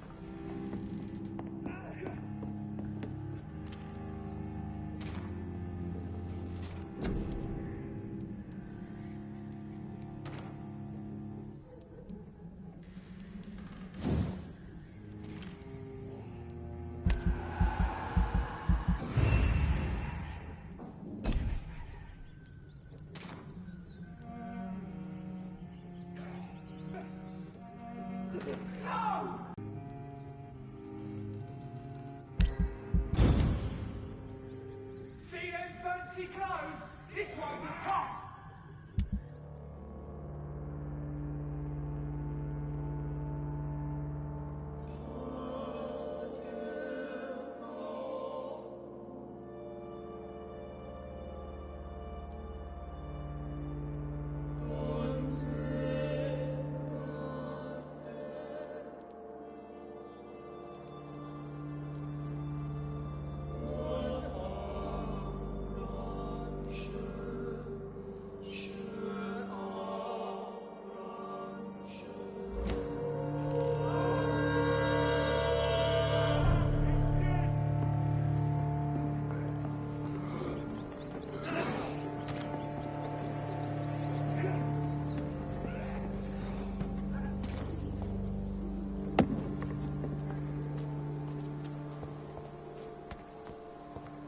Kill it, boy! There's one of them burning. Burn it, boys! Let's see how it goes a bit of fire. Die, vermin! Die, vermin!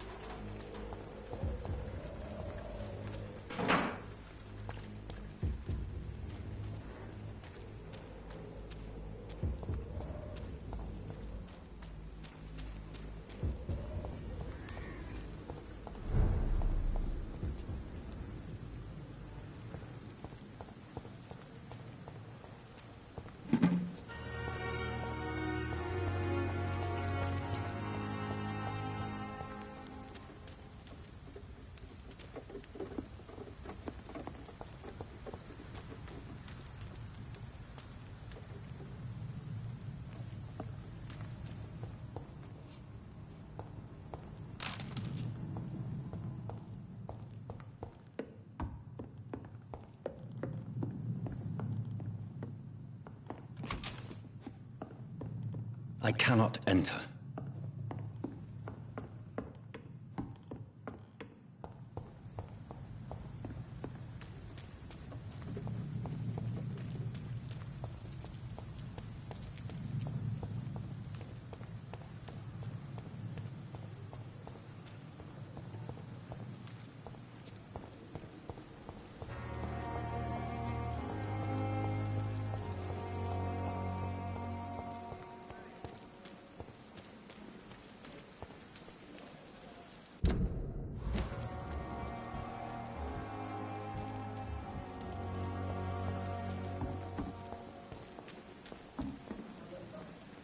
Good evening, Nurse Brannigan. Good evening, Doctor.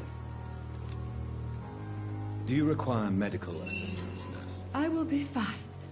As soon as I can get some sleep. Nurse, you won't be able to help people if you're sick. Take this, and do try to get some rest. I'll try, Dr. Reed. Thank you. Goodbye, Nurse. Call me if you need assistance.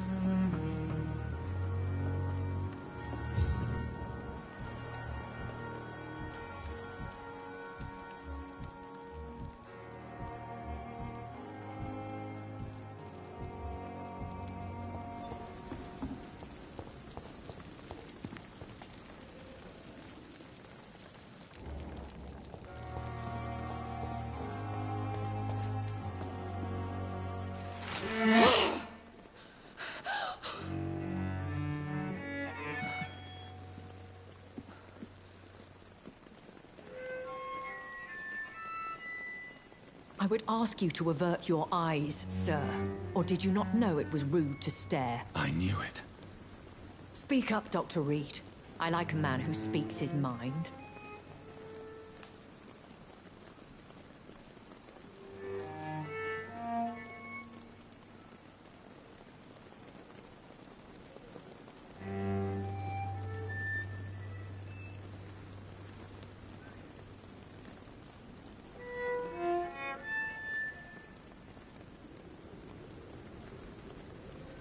Hiding your true appetites behind a facade of compassion.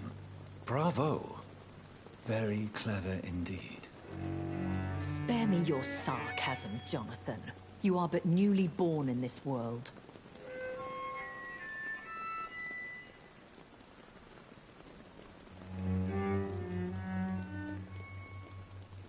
We are vampires. We live by leeching the blood from weaker prey. We are Darwin's next chapter. His cynical and perhaps ultimate expression. The situation is somewhat awkward nonetheless. I have not been observed sustaining myself for many decades. I have to say I'm a trifle embarrassed. Anyway, I have concluded my inquiries concerning your blackmailer. I see. Please excuse my agitated state. Under normal circumstances, I wouldn't let anyone see me in this condition. I must confess I have not put an end to the blackmail, my lady. Unfortunately, I could not bring myself to do it. I'm so disappointed in you, Jonathan. I didn't expect this from you. Lady Ashbury, you yourself admitted how ridiculous the sum of money was. I can assure you it was all used for charitable ends. Well, you are full of surprises, aren't you, Jonathan? All right, say I trust you, but you will still pay the ransom. That is only fair. After all, it was you who failed to bring this problem to a satisfactory conclusion. I believe I could agree to that. And since a lady always keeps her promises, I will now answer any questions you may have.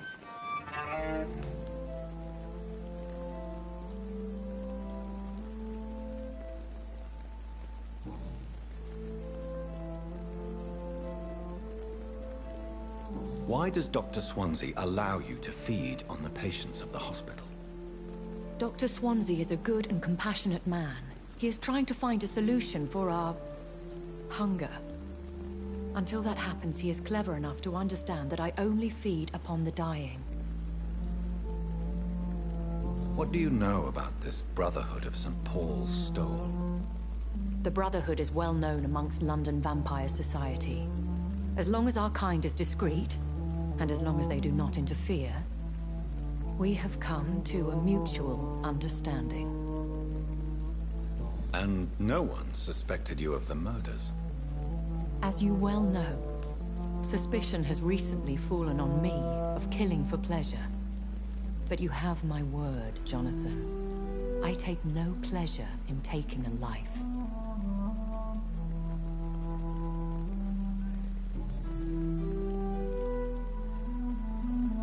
Why did you save me in the canning factory?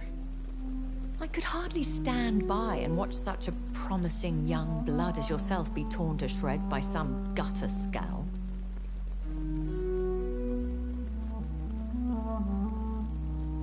William Bishop wasn't the vampire that created me then? No, Jonathan. Whatever their strength and demeanor, Scowls are the progeny of careless vampires. It cannot be the other way round. What type of vampire is a Scowl? Not a true vampire. The deformed offspring of lesser vampires. It is a shame these creatures run wild, slaves to their baser instincts.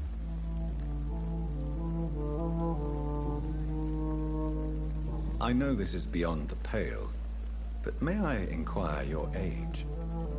Really? And I thought you were gentlemen. If you must know, I'm 27. I've been 27 for a long time now, and 27 I shall remain.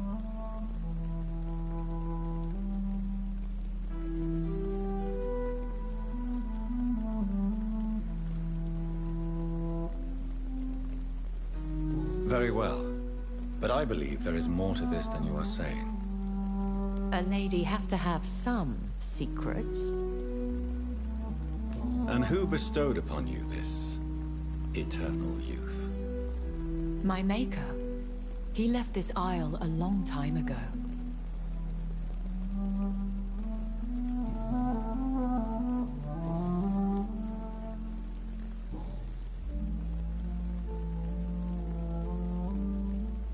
I've been away from London and England for 3 years. This isn't the city I remember. Things have gone from bad to worse here, Jonathan. I've lived in this city for a long time, and I've never seen it like this.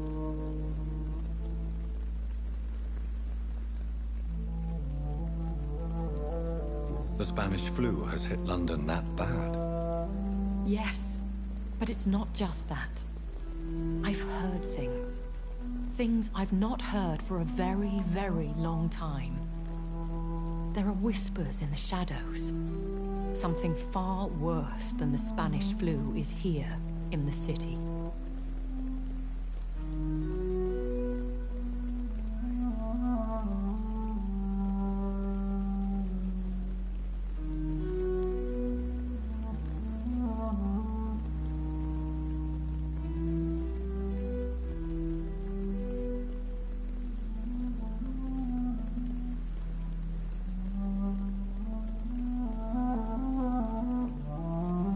What is it you fear? Fear has long since flown this form. But there is something malevolent circling us. I feel fear is merely waiting in the wings.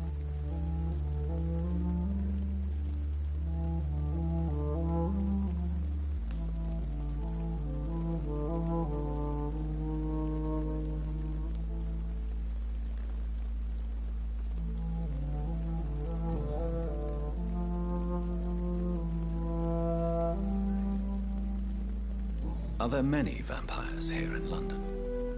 Immortals are of a rare breed, and we often tend to hide. But you may occasionally meet some of us at night.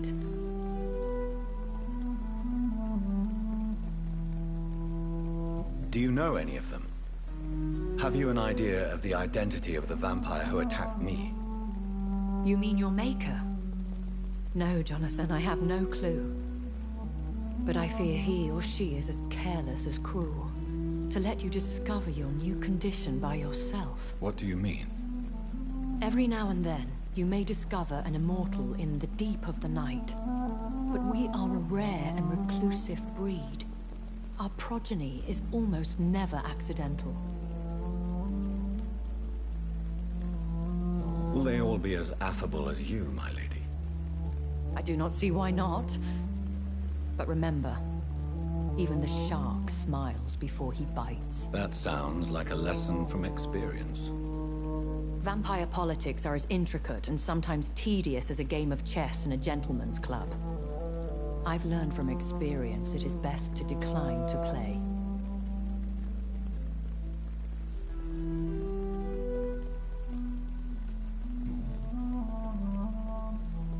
When I awoke, changed, I was chased and attacked by vampire hunters.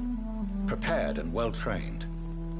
Though I can't be certain, more than likely it was the once glorious Guard of Priwen. Once glorious, but still dangerous. They have seen better days, but all fanatics are dangerous. You would be wise to stay clear. They are sworn to destroy our kind. You make them sound like some sort of cult. More a society. And like all the best ones, a secret society. I thought them almost gone, but it seemed they have been recruiting.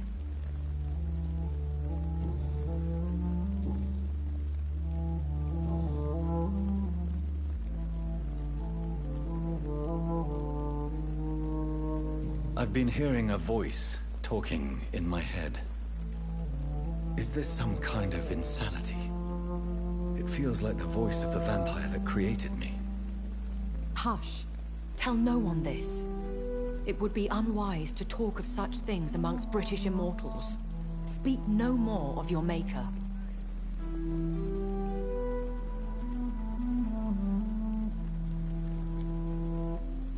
How could this cause offense?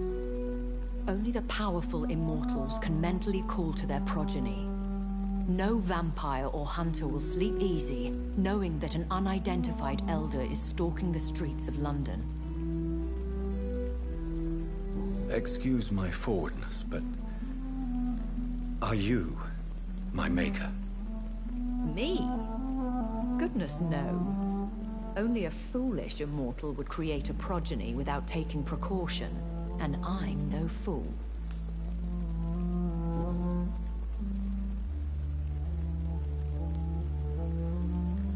A vampire? Is that what I am? What we are?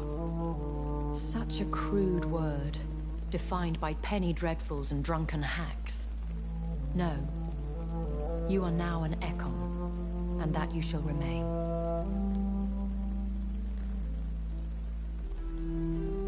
Are you an Ekon too? Yes, I am. We are the closest thing to what man refers to as vampires.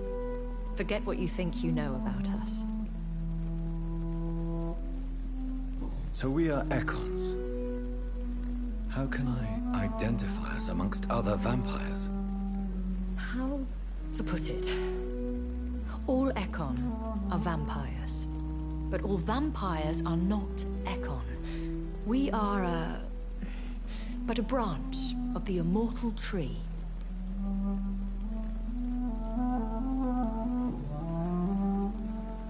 I don't understand. Why was I created and then left for dead? That is a question only the one who made you can answer. It's not normal practice. I doubt even if you find him, he will answer you, considering how cruelly he treated you. So me being a vampire could have been a mistake. I very much doubt it, Jonathan. Contrary to the legends, it is not as simple to make another vampire by just biting someone. I'd like to avoid creating another vampire by mistake anyway. Tell me, how is it done? The process is dangerous. It could even kill your potential progeny. If you did decide to sire an offspring, they must drink of your blood, Jonathan.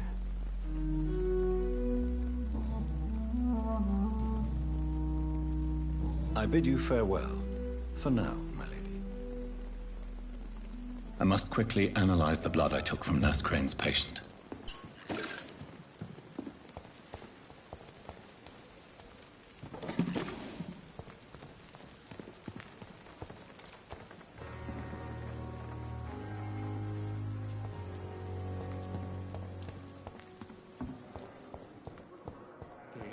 disgust on every street corner. A daily routine.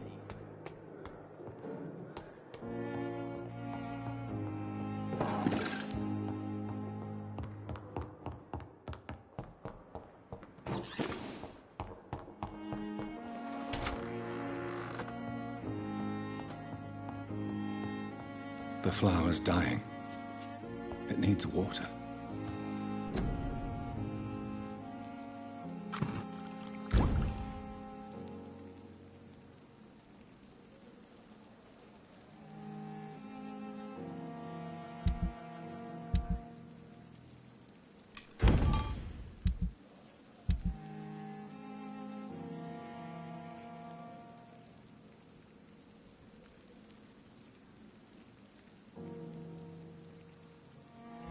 Razvan Vasily was infected by Spanish flu, but also has the highly unstable blood of the Scows.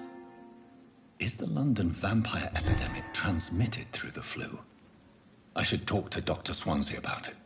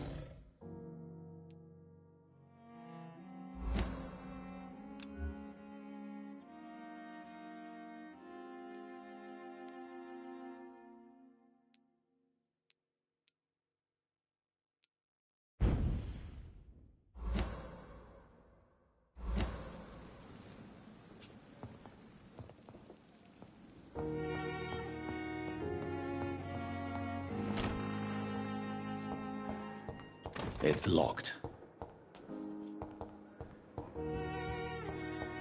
It's locked.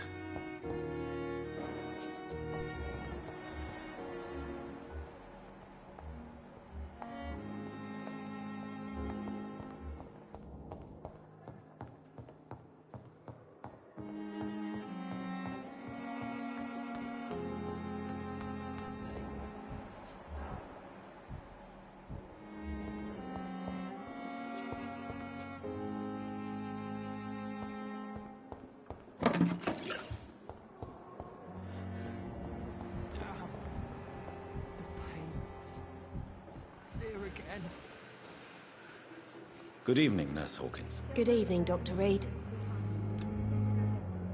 Do you need medical help yourself, Nurse? I'm afraid I've contracted some illness, Dr. Reed. Not under my watch, Nurse. Take this. You'll feel better. Thank you, Dr. Reed.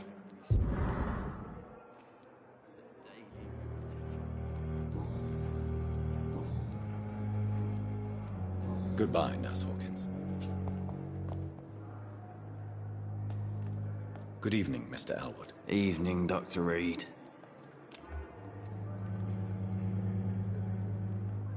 Soldier, do you need assistance? Not really. I think I caught something in this bloody hospital.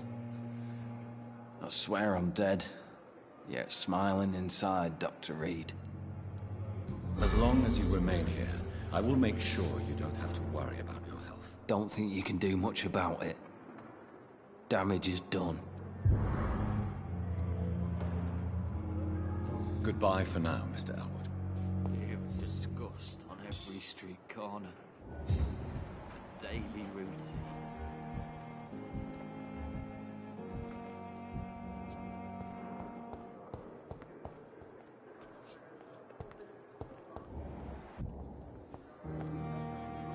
Good evening, miss. I'm Dr. Reed, the new surgeon at the Pembroke Hospital. And who are you? Your name has no meaning to me, mortal. You're nothing but dust blown by the winds of eternity. I beg your pardon? What are you begging for, mortal?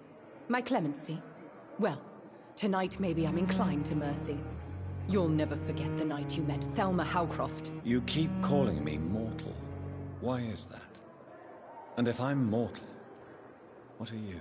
Well, Dr. Reed, if you must know, I'm a vampire.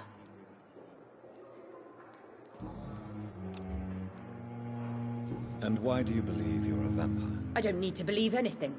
It is what I am. It is what I feel within this hollow shell of flesh.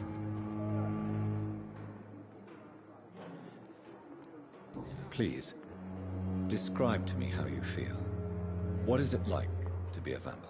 I can hear my body crumble from the inside as my flesh cracks and fades. I sense the last pulse of postulant blood within my drying veins.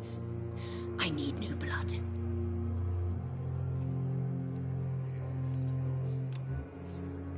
I see. Have you ever heard of Cotard's syndrome, Miss Howcroft? Never. It's a mental illness discovered by a French neurologist named Jules Cotard. The affected patients are delusional. They believe that they are putrefying, that they are dead, a ghost or a ghoul. Or in your case, a vampire. Delusional, you say? Oh, sad and petty mortal.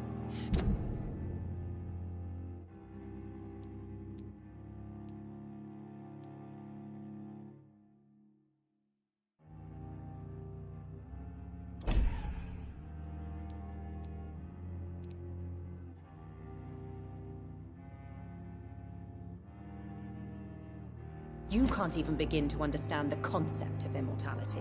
And you think it is I who am delusional. I'm assuming you must be a patient here. Am I right, Miss Howcroft? To hide from my enemies. I can leave whenever I want. As a woman, a spirit, fog, or bat.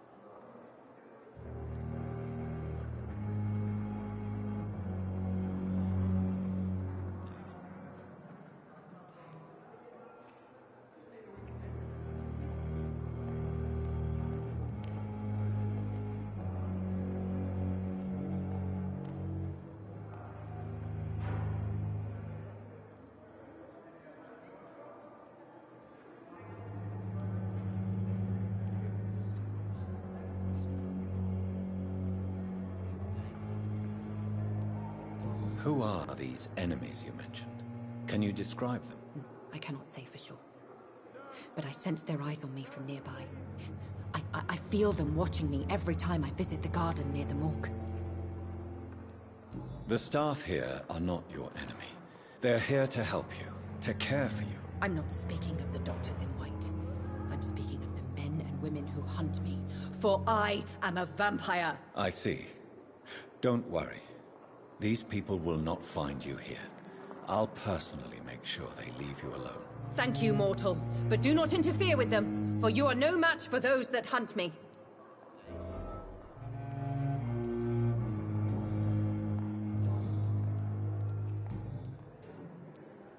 Who are you, really, Miss Howcroft? I mean, apart from being a vampire. Is that not enough for you, puny mortal? What do you require? Proof of my powers? I'm curious to know who you were before becoming a vampire. It was such a long time ago, I don't remember. Centuries of unholy life can have strange effects on one's minds, you see?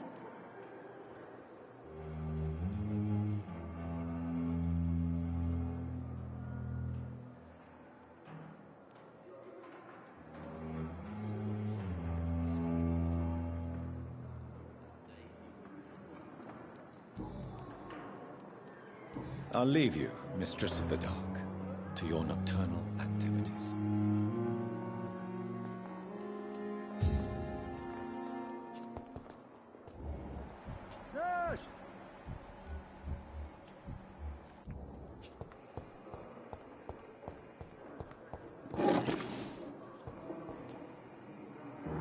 Good evening, Doctor. I believe we're going to be working together. Dr. Reed. Dr. Swansea informed us of your arrival, but I could not dare to believe we'd have such good fortune. Such an honor, sir. Thank you. And you are? I am Thoreau Strickland, Dr. Thoreau Strickland. I'm a great admirer of your work, Dr. Reed.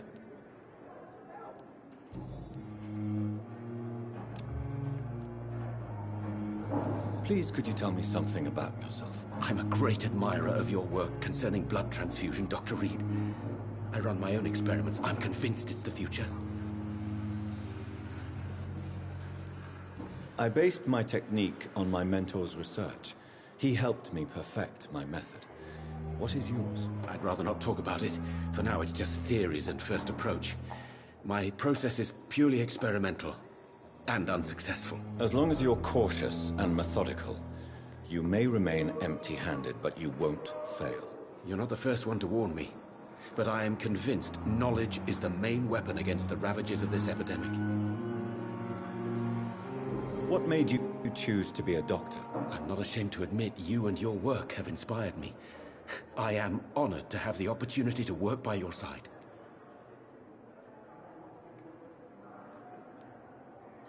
I'll give you some advice, but understand that nothing beats practical experience, which can be exhausting and solitary work. Of course, sir. And don't worry, I will never allow myself to be a burden, neither to you nor this hospital.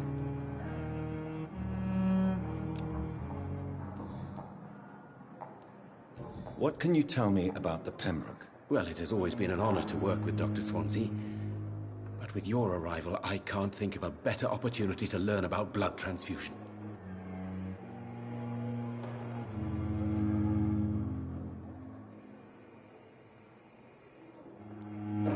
You seem quite optimistic.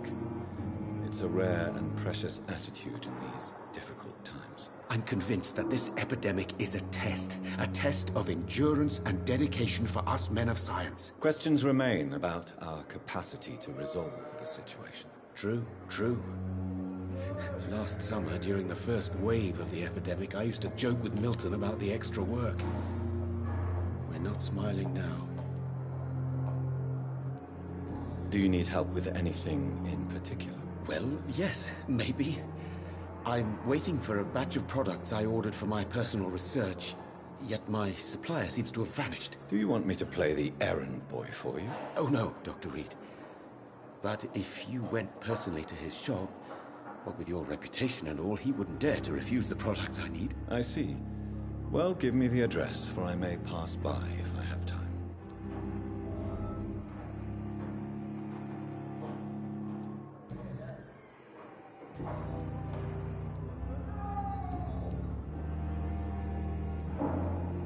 Tell me more about your willingness to experiment with new medical techniques. Harvey Fiddick is a patient suffering from a severe injury that could cripple him if not treated correctly. I'm convinced your blood transfusion technique could help him. What is it you really want? To save him, or to prove your point? Fair question. I want nothing but to save my patient, Dr. Reed. Especially since I know Mr. Fiddick's story.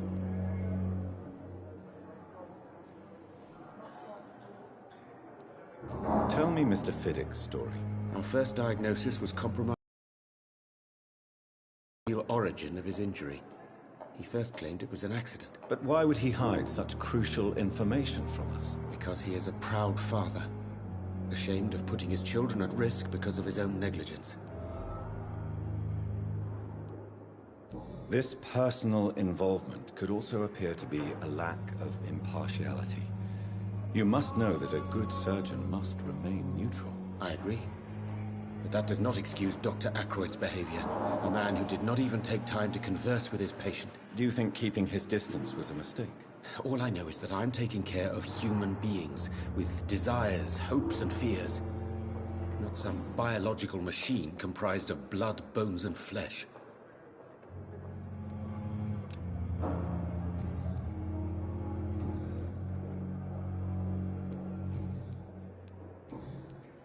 Goodbye, Dr. Strickland.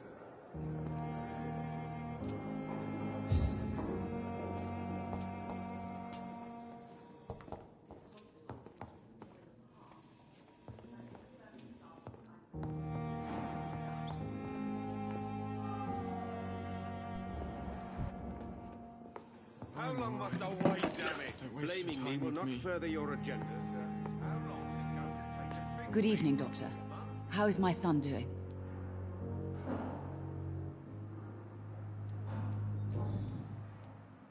What can you tell me about yourself, Mrs. Goswick? Not much to say. Just take care of my Mortimer and I'll cover all the expenses. That's all that matters. Good evening, sir.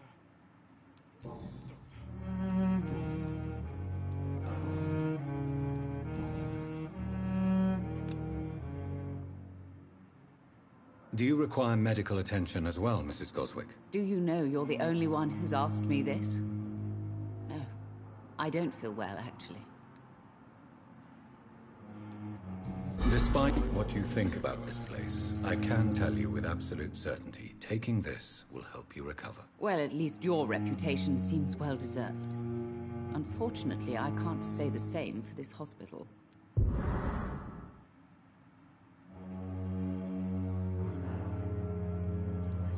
Goodbye, Mrs. Goswick.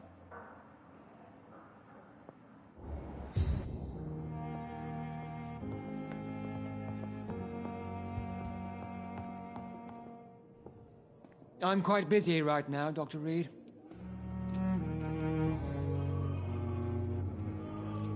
If you have a problem with me, Dr. Ackroyd, please feel free to tell me. Dr. Swansea has imposed your presence on this hospital without asking anyone's advice.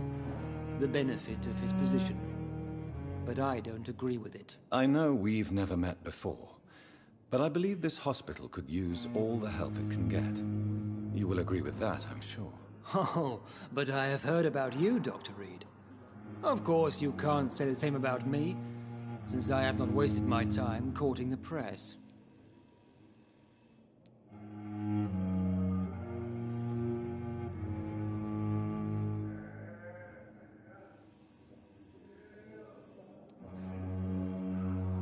There is no need for such animosity between us. Don't you think the epidemic is already enough to deal with? That is one point we could agree on. And that is precisely why I want to be sure that you will be of help to this hospital, instead of a burden.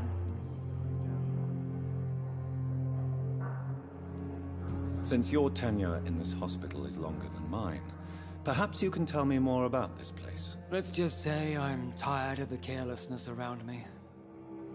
I have always respected the skills of Dr. Swansea, but over time his enthusiasm has become displaced. Carelessness? Exactly what are you talking about? We're here to save lives. The people who trust us are not volunteering for experimentation. They're here to be healed. I don't intend to run any radical experiments, Doctor. Even if I, as any good practitioner should, express an interest in pushing the boundaries of medical research. Modern medical methods were created through audacity and ego. But there are rules in our line of work, and they're here to protect our patients.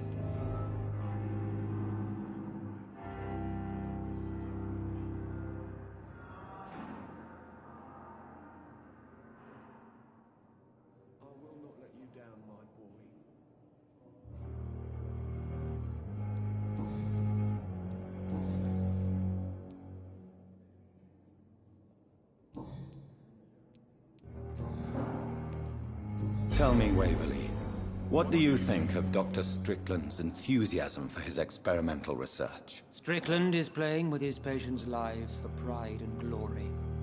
Now that, sir, is unethical. Are you thinking about something in particular? Harvey Fiddick needs delicate surgery. I believe we should stick to the usual procedure, but my young colleague obviously disagrees.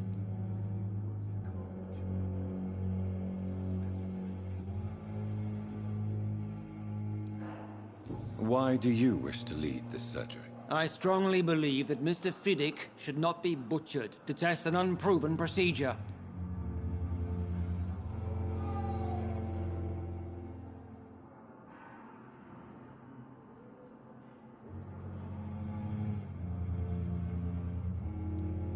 Other people may say that's too conservative a point of view. Conservative? And what are you going to say to Mr. Fiddick if he loses his arm because of the operation? Because that's what's going to happen if the surgery is a failure.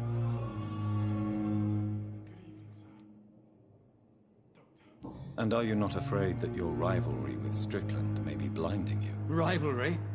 I guess you could call it that. But I will never be childish enough to let my personal feelings affect my judgment.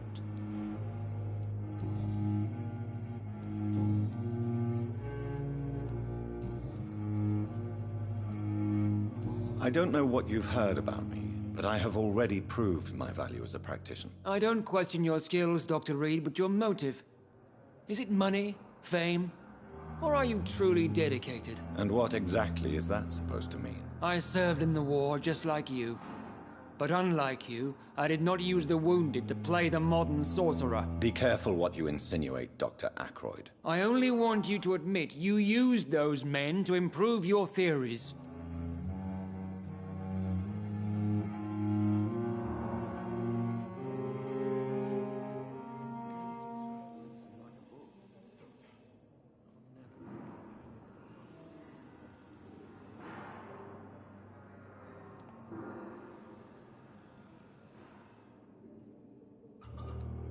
This is ridiculous.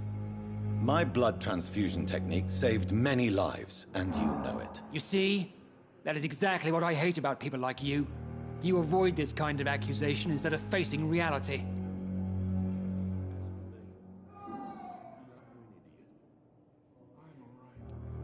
It seems you have bad memories of your military service. I refuse to see this industrial slaughter as scientific progress. War only reveals the worst in men. We can at least agree on something, Dr. Ackroyd.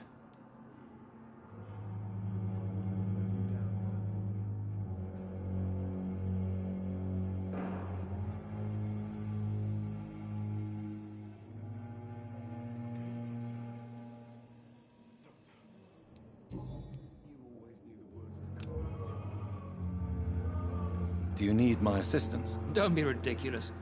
I'm capable of dealing with this myself. I've just not taken the time to do so.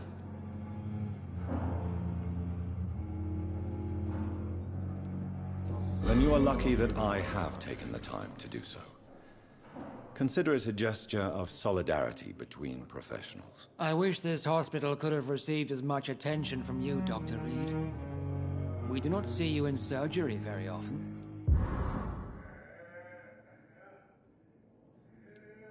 Thank you for your time. We'll talk later. Good evening, sir.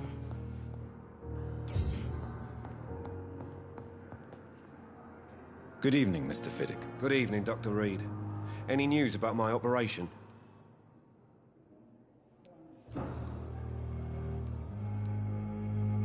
Tell me about yourself, Mr. Fiddick. I'm just a regular guy waiting to get his arm fixed, so I can return to work and to my family. I was more curious about what you were doing before being hospitalized. I'm a carpenter, and a good one too. But that means I need both arms to feed my family, Dr. Reed.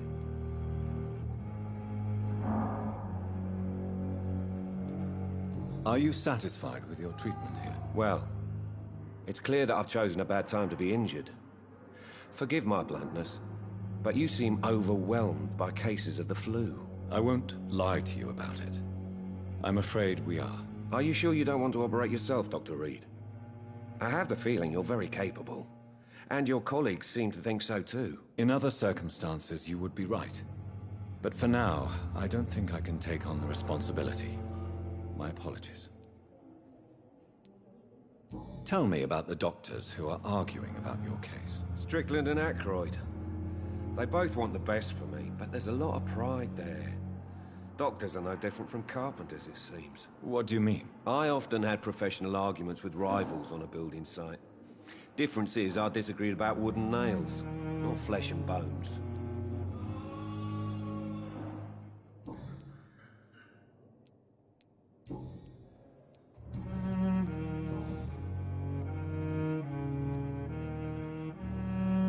Tell me about your injury, Harvey. Why do you feel so guilty about it? My wife died because of me. And now I may lose everything because I've been careless enough to hurt myself. What an arsehole.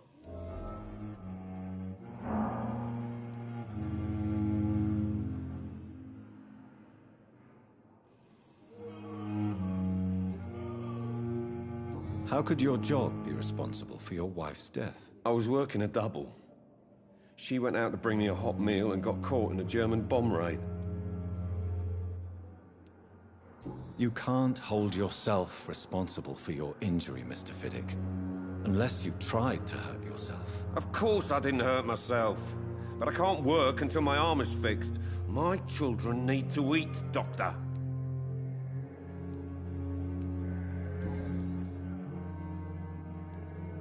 Tell me more about the death of your wife, Harvey. 1915. I was in the army. Building workshops for the Royal Flying Corps. Helen was happy I wasn't sent to the front.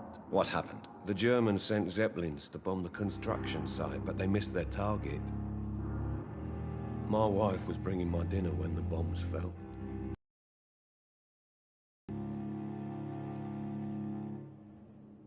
I'm sorry for your loss.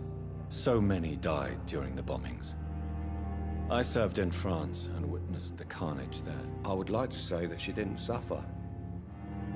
Truth is, I have no idea. I just know that I'm all that me kids have. Poor little bleeders. How are your children after losing their mother? They were smaller then. The only good thing about this is my Helen didn't bring them with her that night.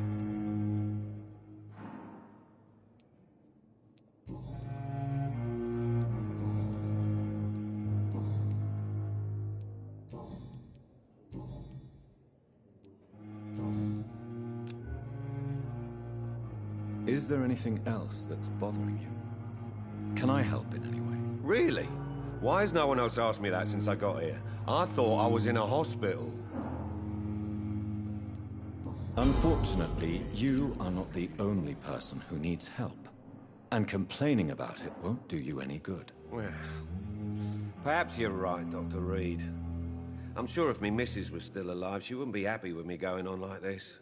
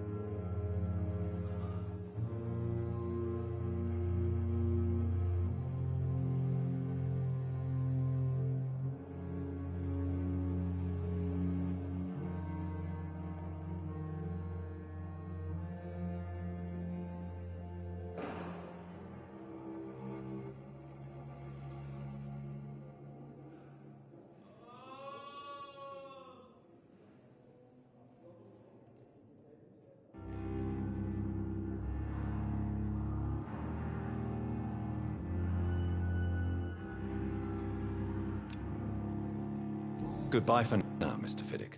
I'll see you later. My sweet girl. Treats me like a book. Never could keep anything from her.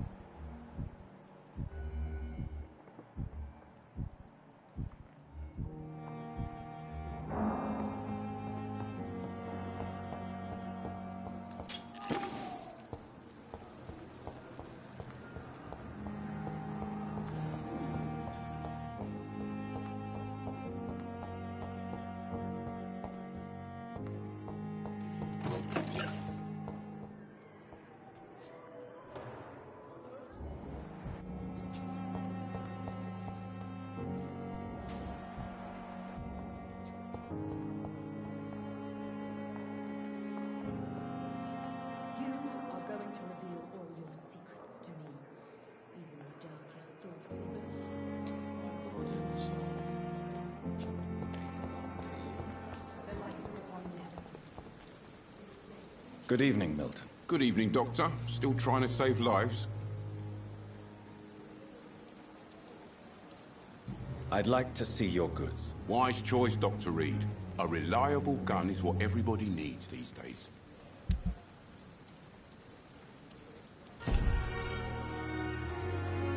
Good evening, Milton. Good evening, Doctor. Still trying to save lives?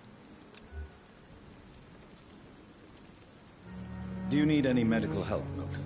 I'm afraid I do. Like everyone in this hospital. It's a sad state of affairs when even the hospital workers are worried about disease. Our job brings us into contact with all kinds of infections, Milton. There's no shame in being ill while you're in a hospital. That's easy for you to say, Doctor. I get the feeling you don't fall sick often. So thanks, anyway.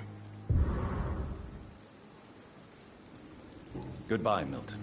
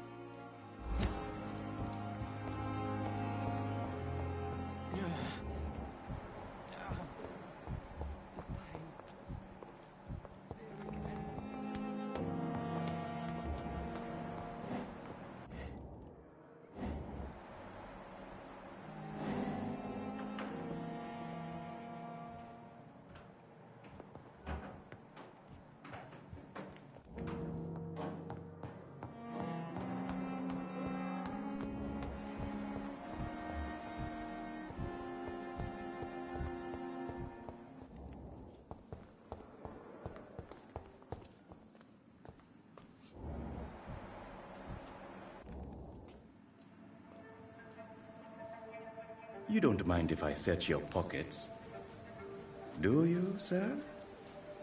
You won't need any of these anyway. I'm not stealing from you, mister. I'm only redistributing your belongings to people who need them more than you. You see, no one has claimed your body, sir, so it would be such a shame to bury you with your valuables. I will not forget you, sir, and I thank you for your generous donation.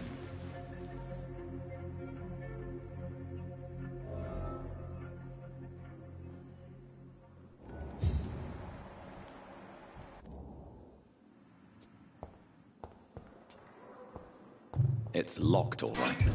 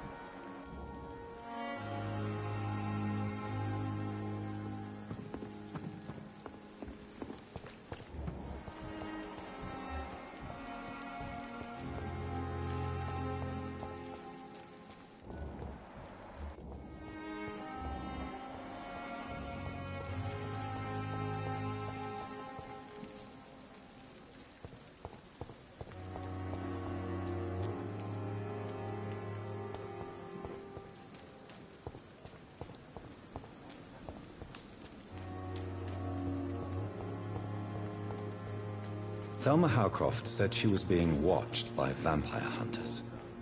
Where are they hiding? I should investigate. This is a poor hospital. Good evening. I'm Dr. Reed. Always a pleasure to meet a colleague, sir. Especially when he was supposedly dead. A colleague? Are you a doctor too? Not anymore, sir.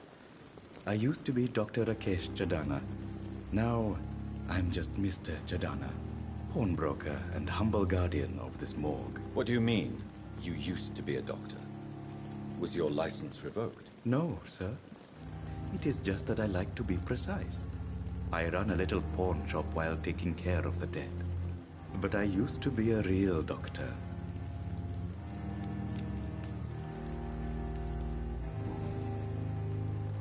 Are you afraid or uneasy being surrounded by so many corpses? Why should I? These bodies are empty vessels. Flesh left to decay. Poof. No soul anymore. All gone. An interesting point of view. And quite an exotic one, too. Most people fear, or at least have respect, for dead flesh. Sir, as a medic during the war, I learned to face my death and the death of others. It's the pain we have to tame, not death itself.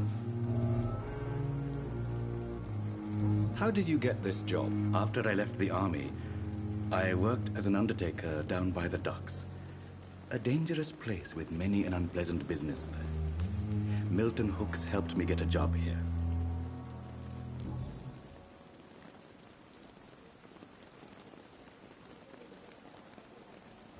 Have we met before? I don't think so, sir. Why? When we first talked, you said you were glad to meet me since I was reported dead. A funny story, sir. Your sister came here a few nights ago. You were missing, and she was looking for your body. She must be very relieved now. Do you work here alone? Yes, very easy work, sir. All I have to do is watch a few bodies. The situation was very different when the main morgue was still open.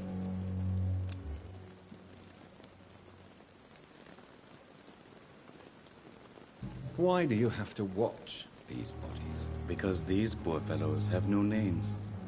We keep them in case someone comes looking for the missing. Sadly, very rarely happens. Why close the hospital's main morgue? It was for sanitary reasons after the beginning of the epidemic. Cadavers had to be moved to the nearest mass grave.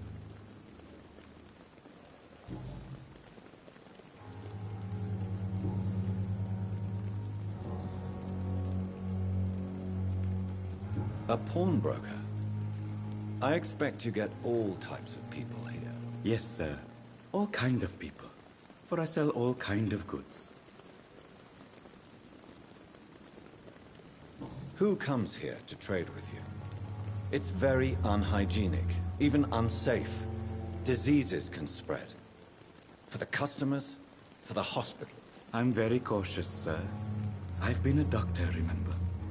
And all my clients are good people. In fact, I think I only know good people. What kind of goods? With the quarantine, it's not always easy to buy things. So I trade, I exchange. Some people sell, some others buy. I like to help.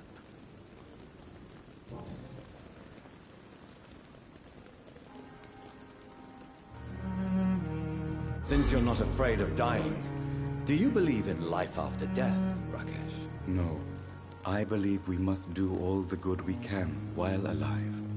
For our time is short, and the obstacles are endless. Do you think you would enjoy immortality as a concept? I don't think so. Don't mistake me. I love life, and I'd like to live a long life. But everything has to decay, sir. Even goodwill.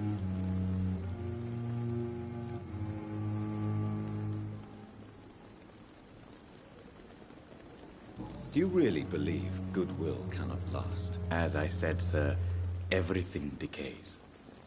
If I was to never die, goodness, I would be bored or worse.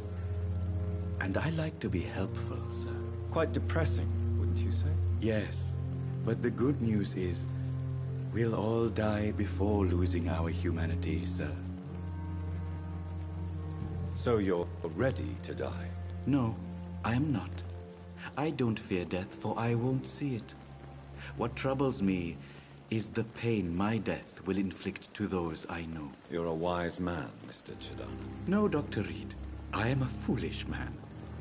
But I like to think otherwise.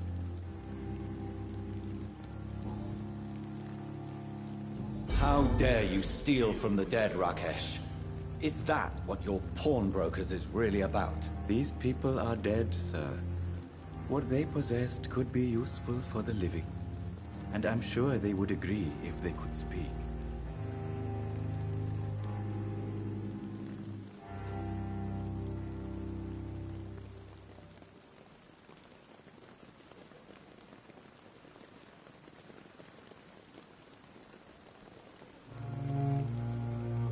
You should show respect for the dead. What about their loved ones who may treasure these items you sell? The bodies I watch over are the unwanted and undesired, sir. I would never deprive anyone of their family artifacts.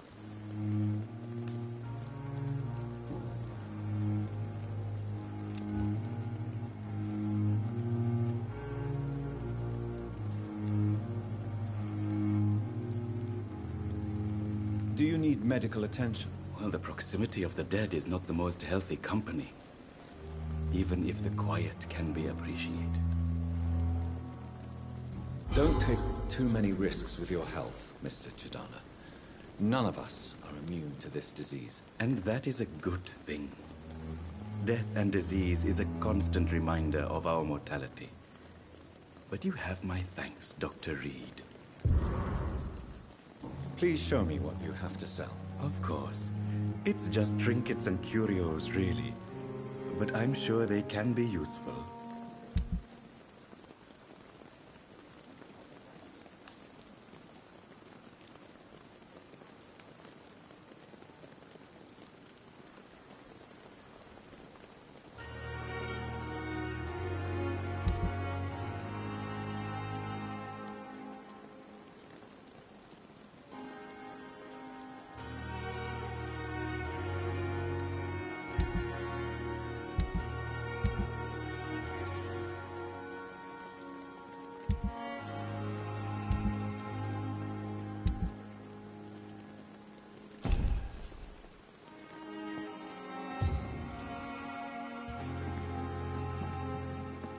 It's locked, all right.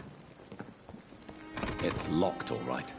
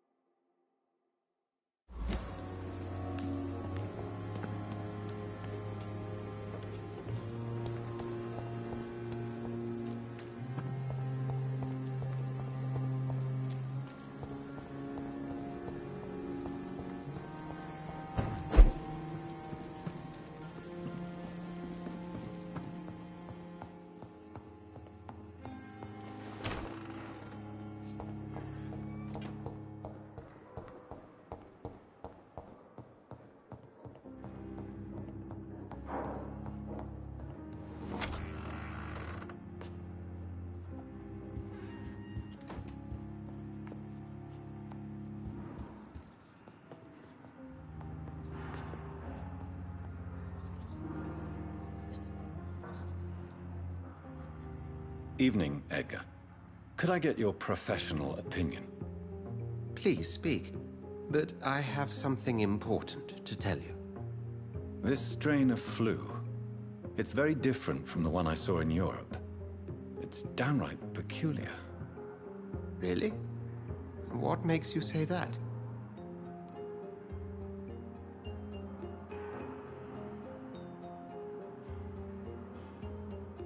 I've just looked at the blood of one of our recently deceased. I see. Do you have anything more to go on? This disease spreads and looks like the Spanish flu, but its effects differ greatly. The London strain is different from the continental one. This is very interesting. Did you find something else?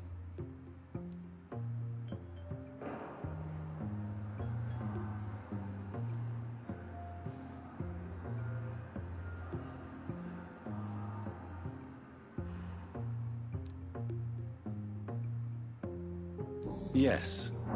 Unlike the flu, the infected begin to show an increase in outwardly aggressive behavior.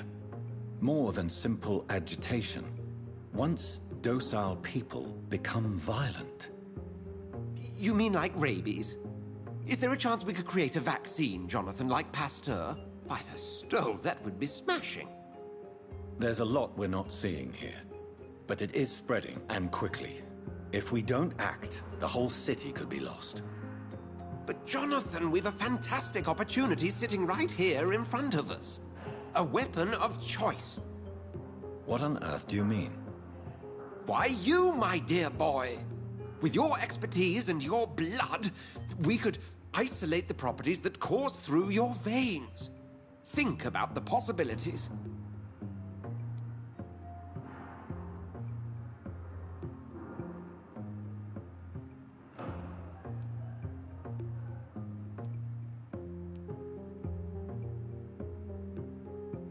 But the risk of infection using vampire blood could compound the situation.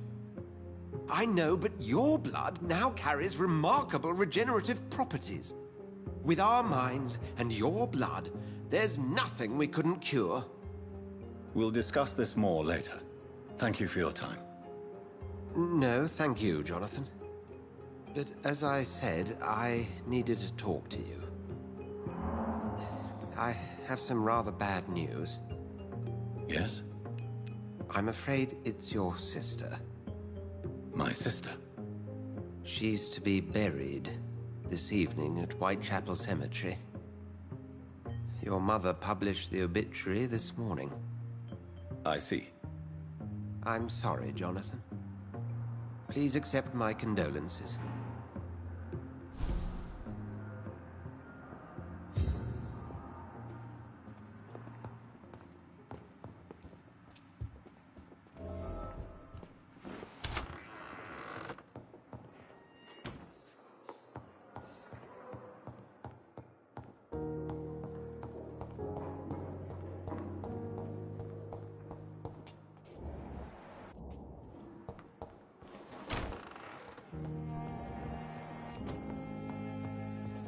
I never thought I would have to attend my murdered sister's funeral.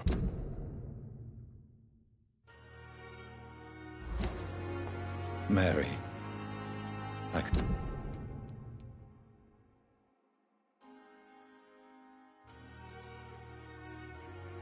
forgive myself. I'll find the truth about what happened to us. I swear.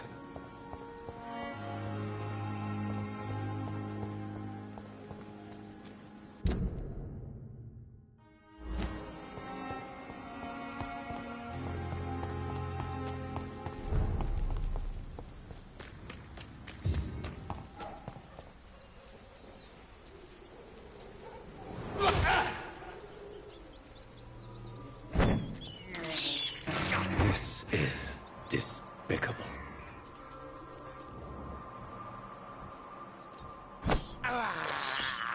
I can't believe I'm doing this.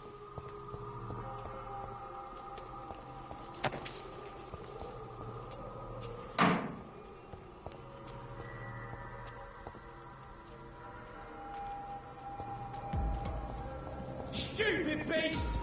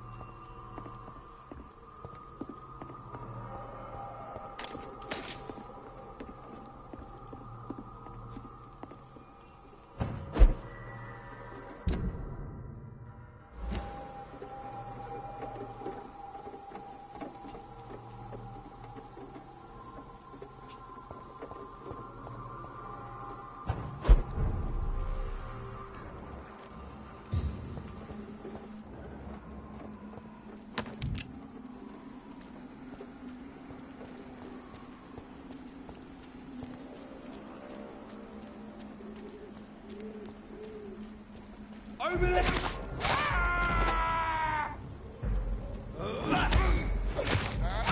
Murdering bastard! He's dead!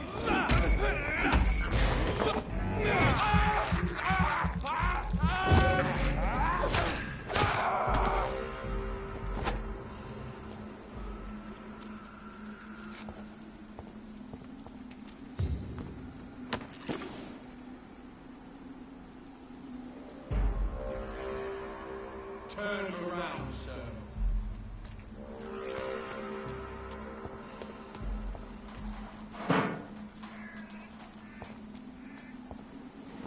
My dear sister, I don't know if I have the strength.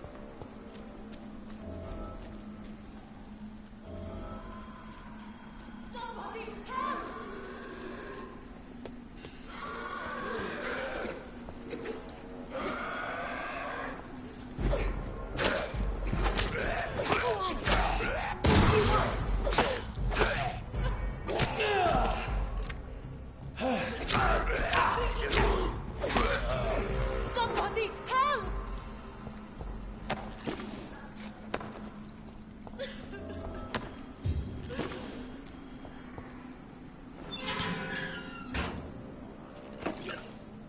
Are you all right, miss? I don't know. Who were those people?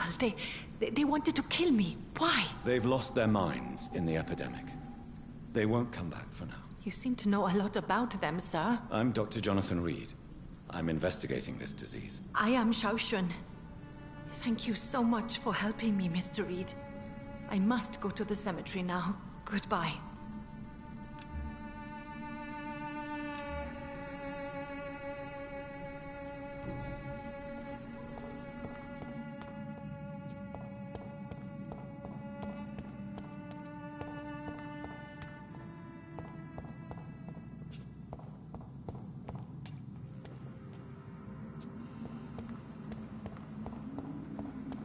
It's locked.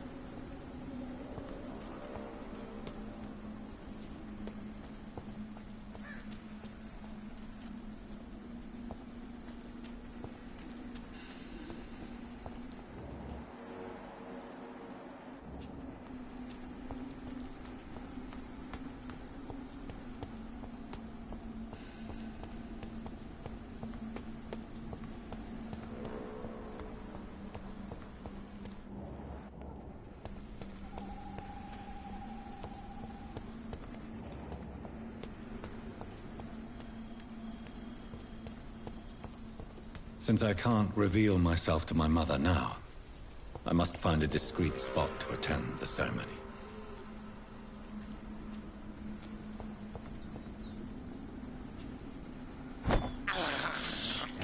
This is despicable.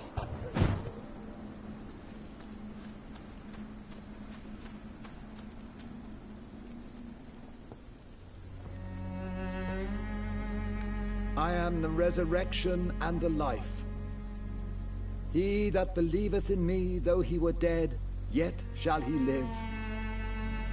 And whosoever liveth and believeth in me shall never die. We commend unto thy hands of mercy, most merciful Father, the soul of our sister departed, and we commit her body to the ground. Earth to earth, ashes to ashes, dust to dust.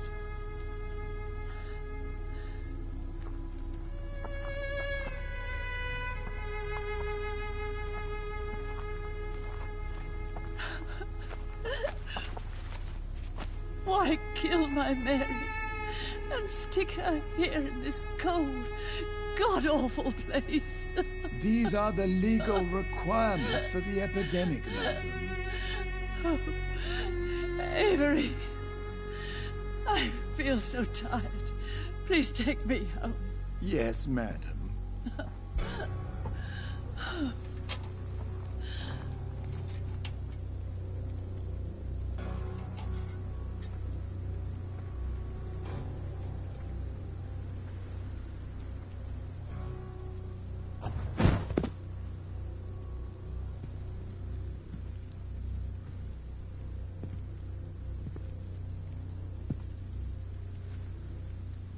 Oh, Mary. What have I done?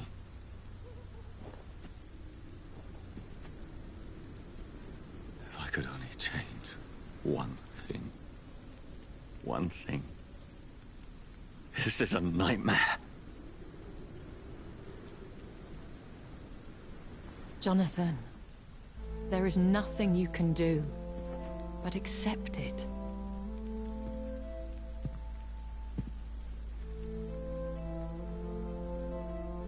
What brings you here? I thought you could use the company. I am so sorry for your loss, Jonathan.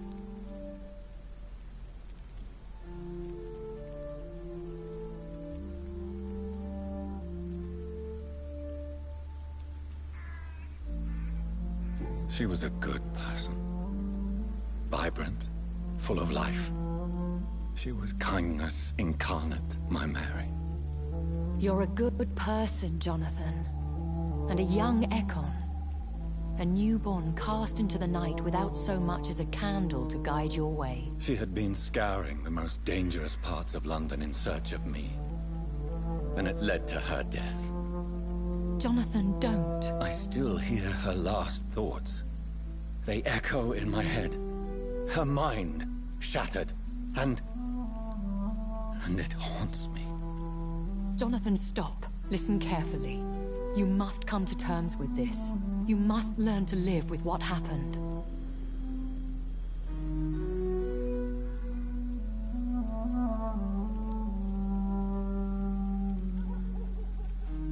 I'm learning. Every night is a new lesson. What I am, what I must do to survive. But my sister, she shouldn't have suffered because of my weakness. Don't you see? You're doing the work of our enemies, feeding your remorse. We are weakest when we grieve, and the guilt blurs our senses. And so this is why you're here. To warn me. You felt this pain yourself. You too have endured this. I don't want to lose you, Jonathan. I've lost so many friends. Loved ones I cherished. Pray for Mary's forgiveness, if you must.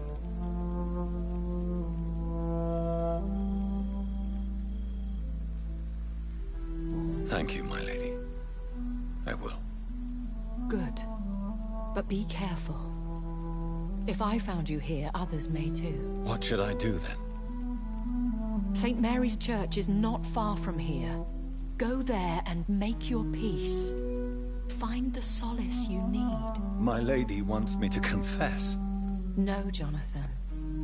It's you who wants to confess, I think.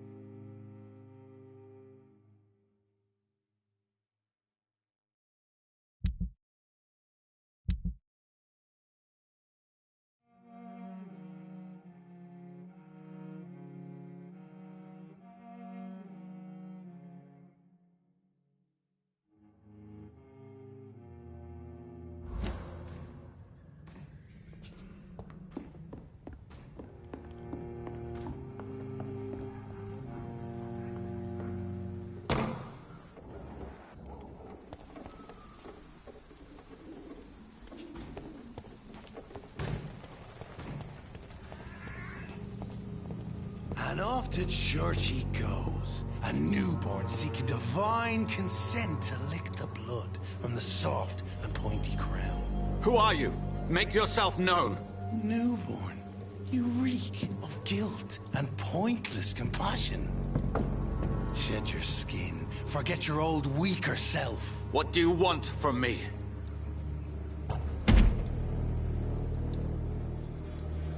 Ascalon does not approve of lone wolves who bring unwanted eyes to our pastures. So your name is Ascalon? Ascalon's will is vampire law. Learn them, abide by them, or I shall return as your judge and jury.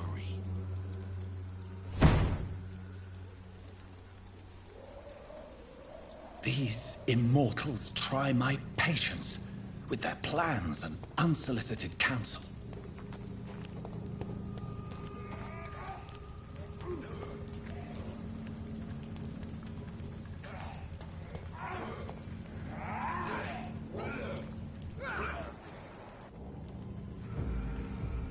Not a safe place right now, sir. Best run along home, sir. I shall fear no evil. Get their weapons ready!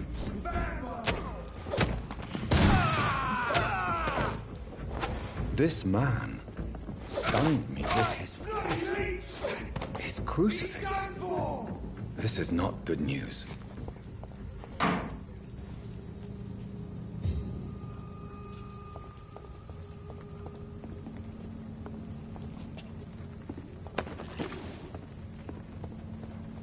Over there! There's one of them burning!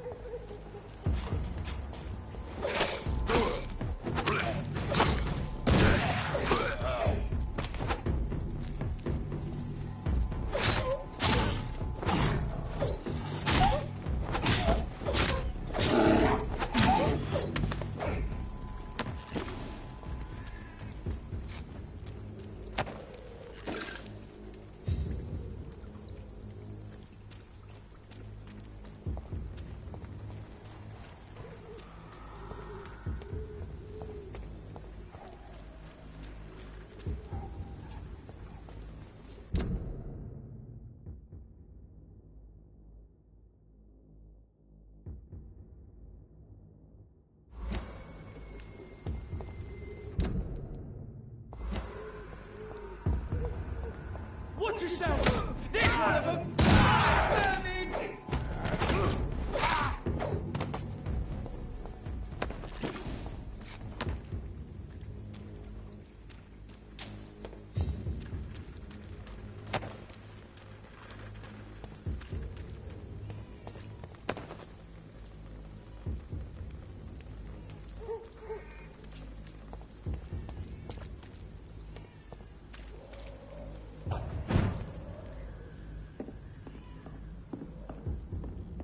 I cannot enter.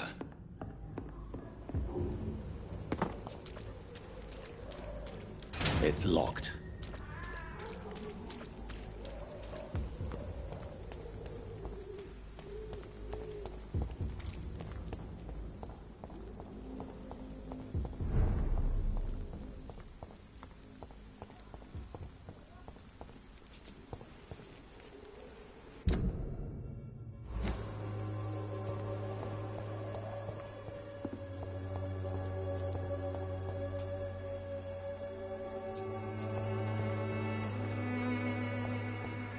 I cannot enter. I won't end up another drunk arsehole littering the streets. Not me.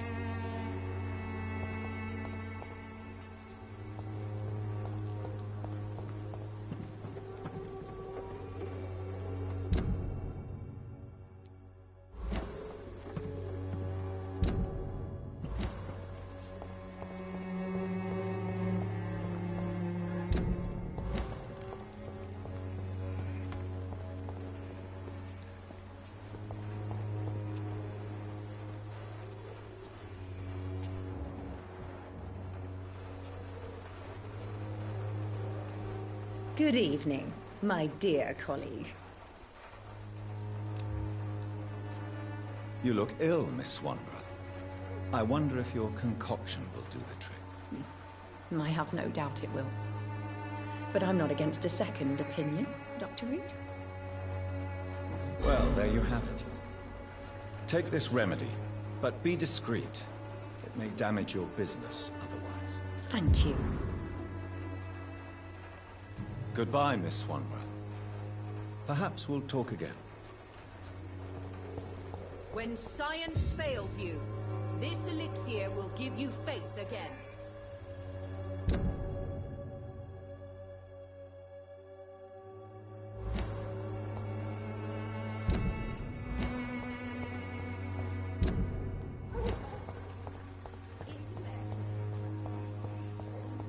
A lot of people are talking about this Colossus.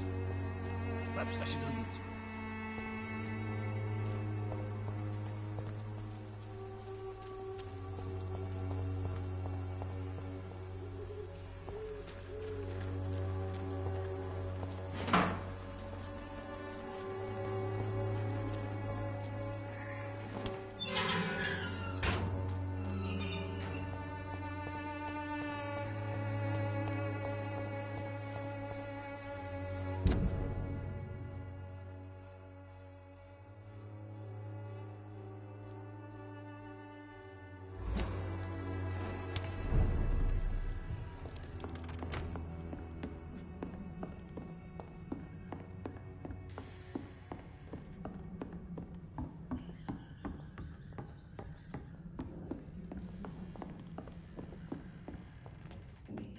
Welcome back, Dr. Reed.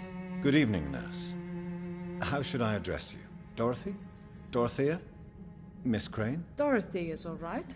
If you don't mind me calling you Jonathan. That's fine with me. What can I do for you then, Jonathan? Show me what you have in stock, please.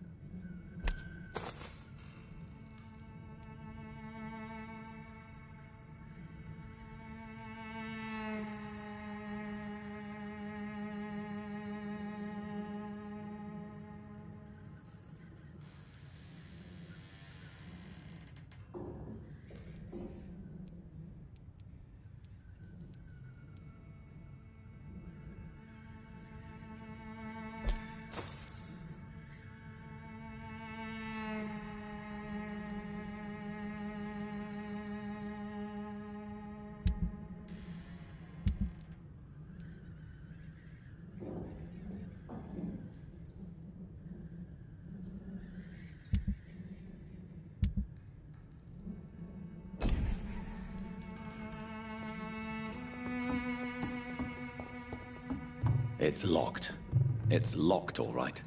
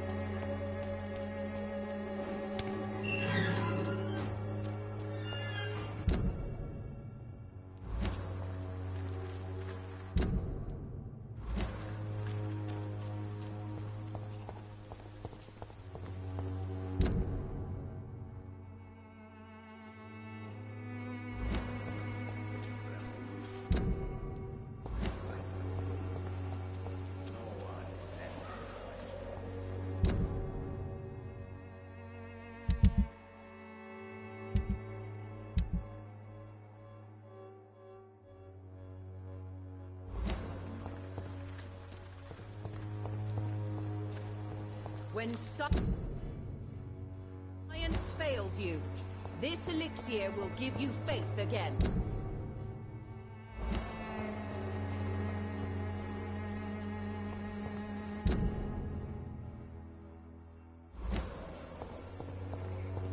Its effectiveness has been proven by many. Even the flu is no match for the Swanborough cordial.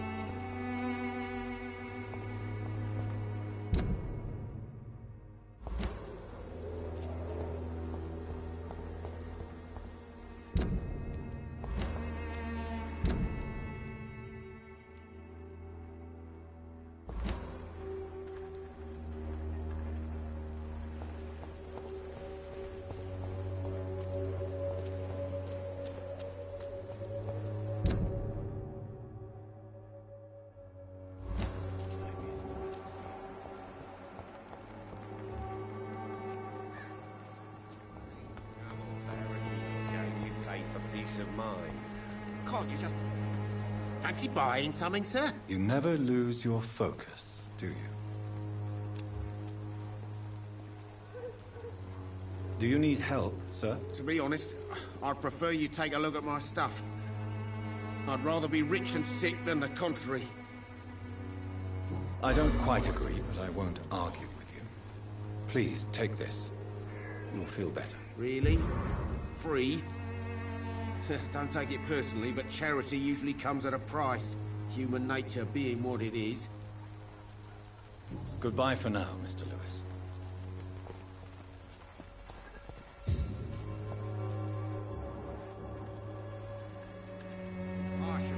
You again? What do you want this time? Can I offer you my medical expertise, Mr. Peterson? Keep your medicines for others. There is a thin line between pride and stupidity, sir. Please, take this medication. You'll feel better. All right. I'll take it then. It's not like I don't appreciate the gesture. Goodbye, Mr. Peterson. Would you like me to Good evening, Christina. change your mind, Mr. Reed? Do you need any assistance, Miss Popper? It depends on the price of your medicine. I am shocked that you would think I am that sort of man. Forgive my suspicion. I'm so used to liars with good manners. Thank you, sir. Could this be the scarf you lost, Miss Popper? It is much more than a scarf to me. It is the only thing that connects me to my family and my country. Thank you so much.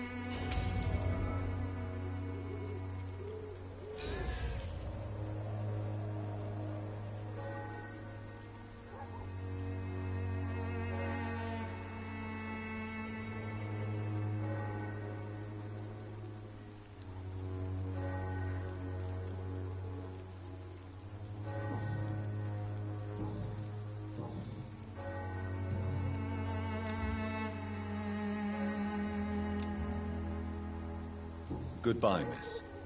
Take care of yourself as best you can.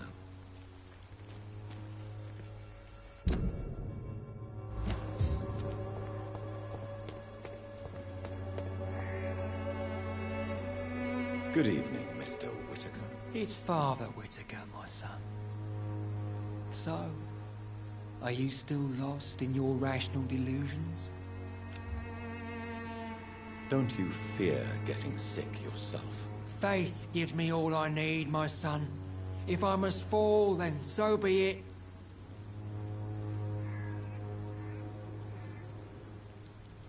No doubt your faith will prevail, but let me give you some extra protection against the devil's work. Medicine. Blessed be your generosity, my son.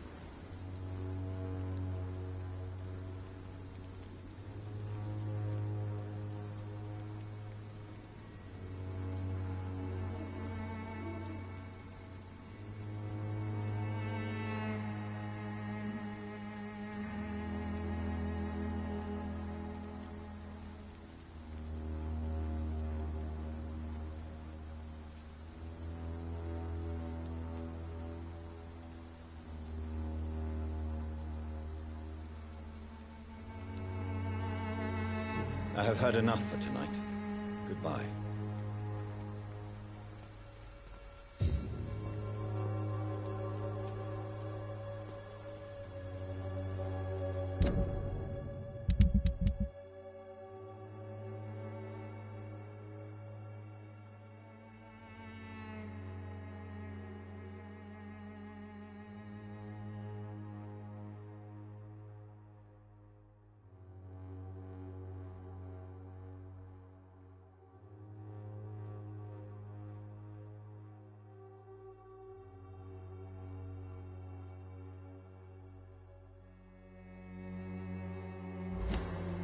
Soon the time will come when you will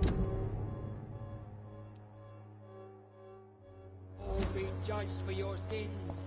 Even now, he judges your work.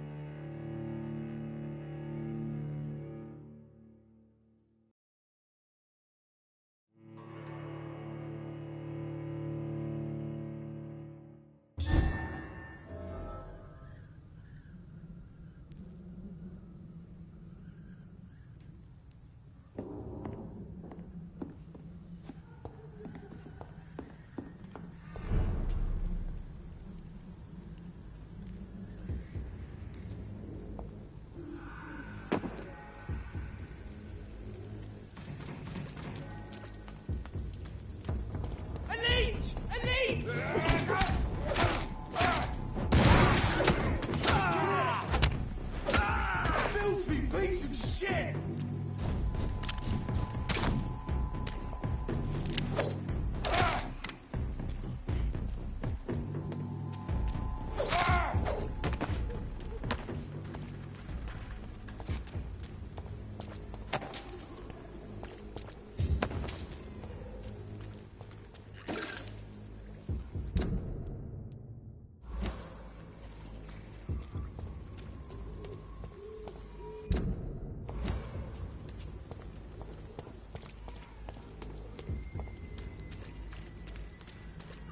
It's locked, all right.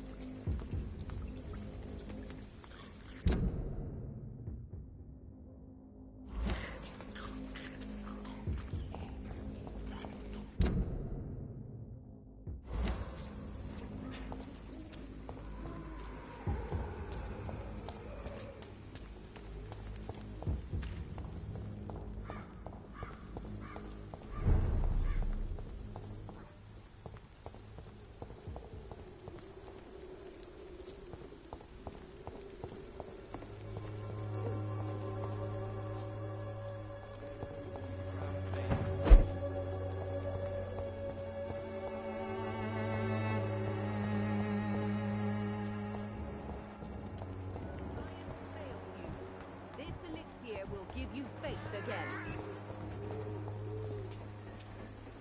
Good evening, Benjamin. Can I help you? I'm afraid not, Mr. Reed. You don't seem well, Benjamin. Do you need any help? I always feel ill, sir. It's like I'm never right. I can try to help your body heal, sir. But you must stop destroying it. The war destroyed me, Doctor.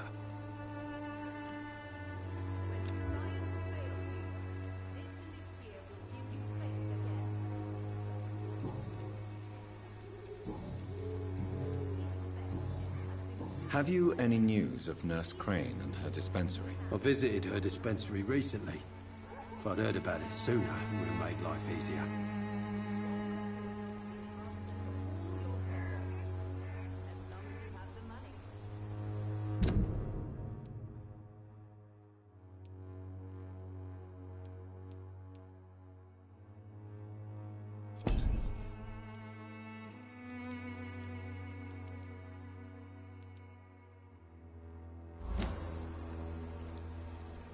A gun, alcohol, and a bad temper make a terrible cocktail, sir. Goodbye for now.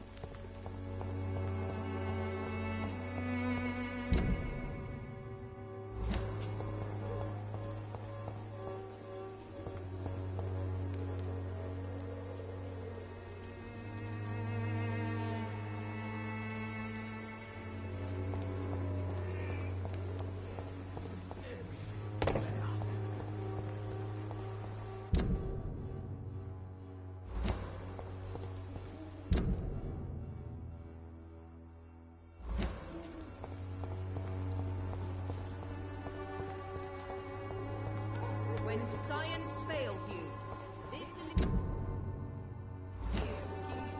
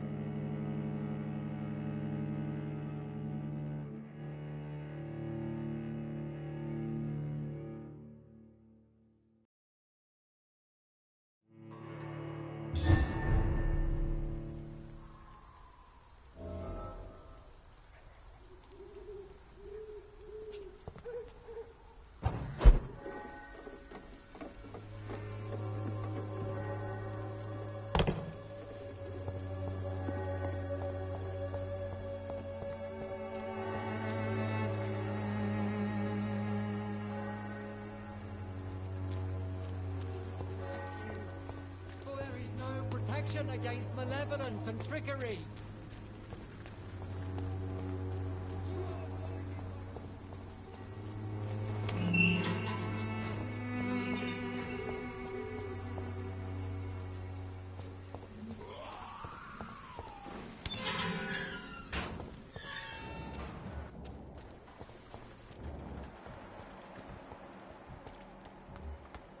Soon the time will come.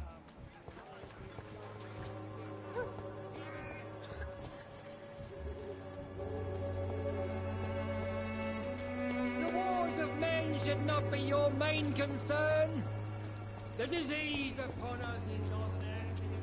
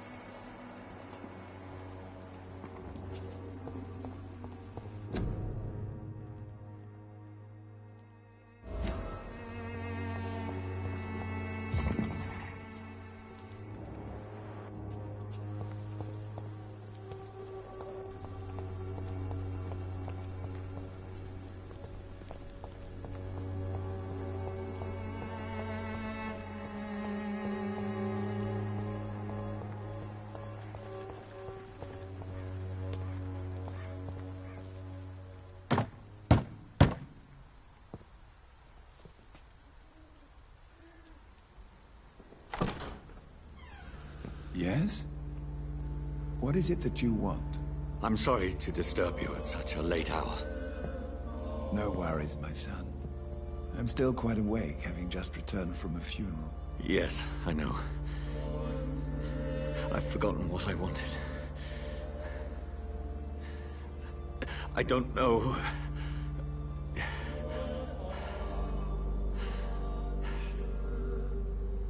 May I help you, child? You seem somewhat perturbed. I haven't the strength to cross the threshold. I wish to pray, to cleanse my soul. The church is shut by order of the bishop. But I'm still the vicar of St. Mary's, if that is any use to you, my son.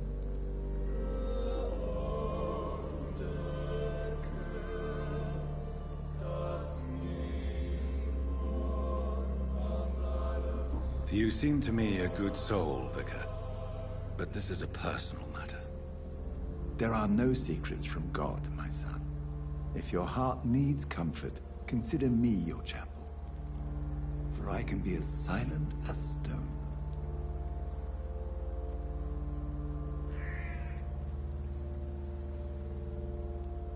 I've words for one departed.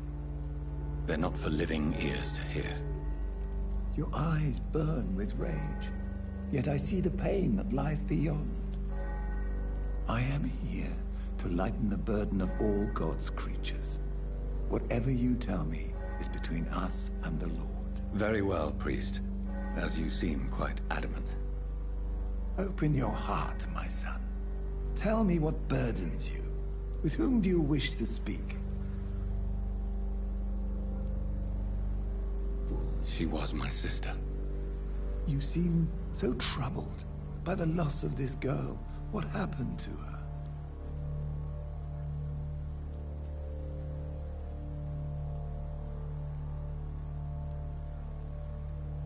She has been laid to rest. That's all you need to know. I see. And how are you feeling, my son?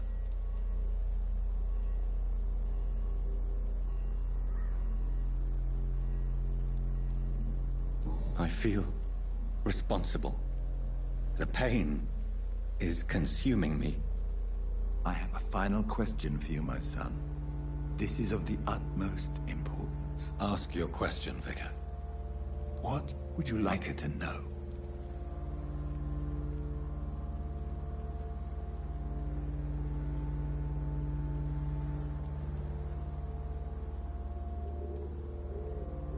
I killed you. There's no excuse. My dear Mary, forgive me. You have been heard, my son, and your burden will lighten if your words are sincere. Go in peace now, and live your life in the way she would have wanted.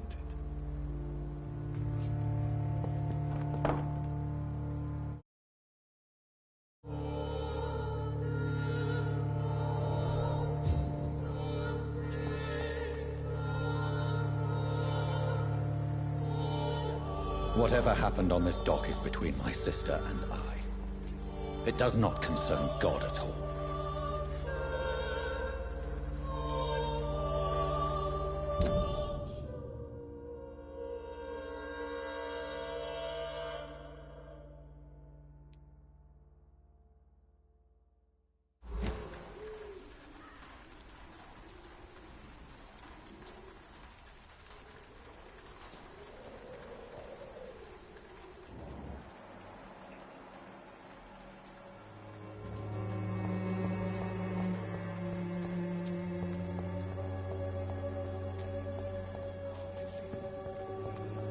It's locked.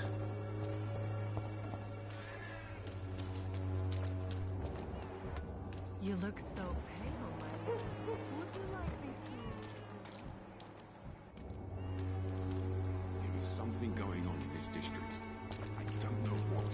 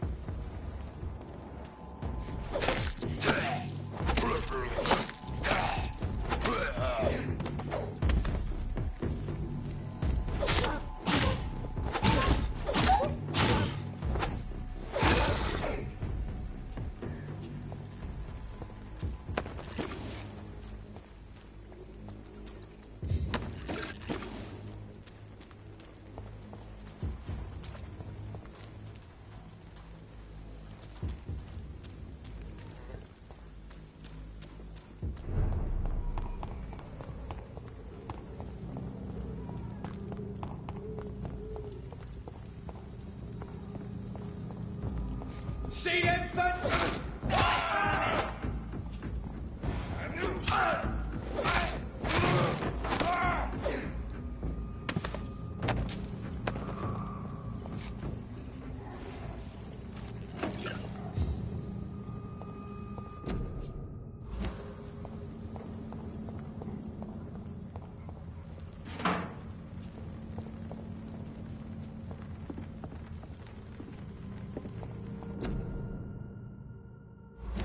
There's one of them!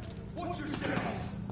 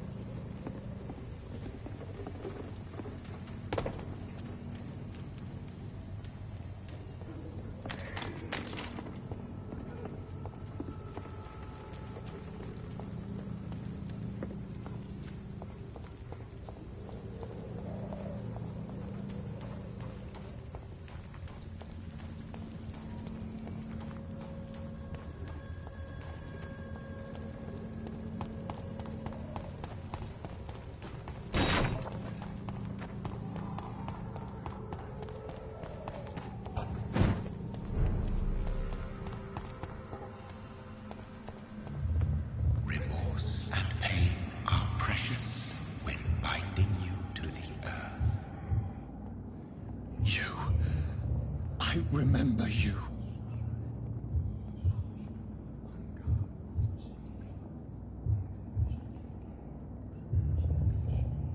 Fear be gone.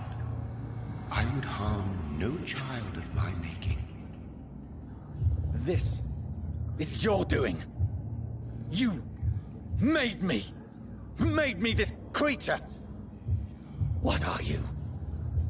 I am the land. You are our champion.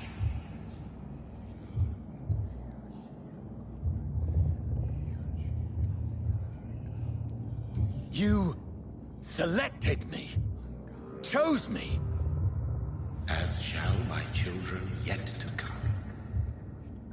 What is it you seek? This age is sickly. An ancient poison, an older rage, brewed in a cauldron newly forged. This has something to do with the epidemic. Seek truth, my champion. Defeat the serpent of knowing with iron spur.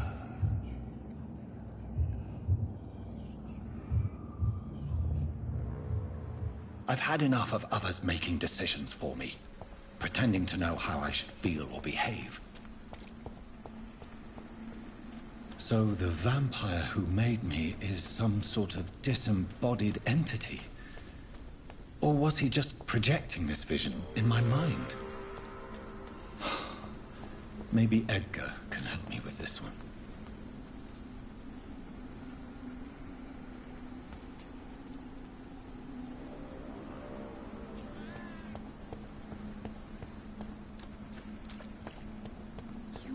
You can trust me. Are you all right, Miss Shun? My name is Xiao Shun. This is the proper way to address someone in my country. I do apologize, Xiao Shun. Are you all right? Yes, I am. This is the only place where I can find some kind of serenity.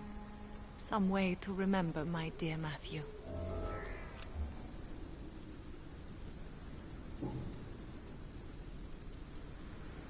Are you on your own?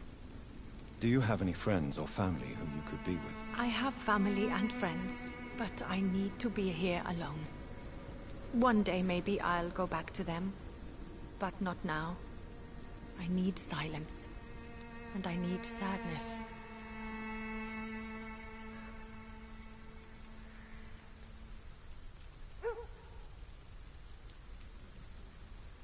I've seen many deaths in my life, and we all grieve in our own way. Some stay silent, or need to shout. Others need company, and some just can't stand it. Thank you for your sincere words, Dr. Reed. I sense you trying to help me, even if I don't quite understand why. Tell me how your husband died, Xiaoshun. Matthew died of the Spanish flu, like so many others. It's a mundane cause of death these days, but for me it meant the end of the world. At this time, there is so little medical science can do to defeat this terrible epidemic. I'm truly sorry. The worst thing is not his death, even if it tears me apart. The worst is not to have seen it coming, to have lost him so quickly, even before realizing it. Did he hide his condition from you? Matthew was a smiling type, a happy sort. Everything that I am not. Did he laugh at his death to come, or did he not realize what was going to happen? I'll never know. The Spanish flu may be the worst disease mankind has ever faced. Why are you blaming yourself? You don't understand. I didn't know he was so sick. I didn't realize the gravity of his situation until it was too late. As harsh as this sounds, we are all equally vulnerable to this awful disease. It can take the strongest man in just a couple of days. I never said goodbye to Matthew. We never realized how bad it was. We laughed about it even. He always made me laugh. Now I don't have enough tears to shed.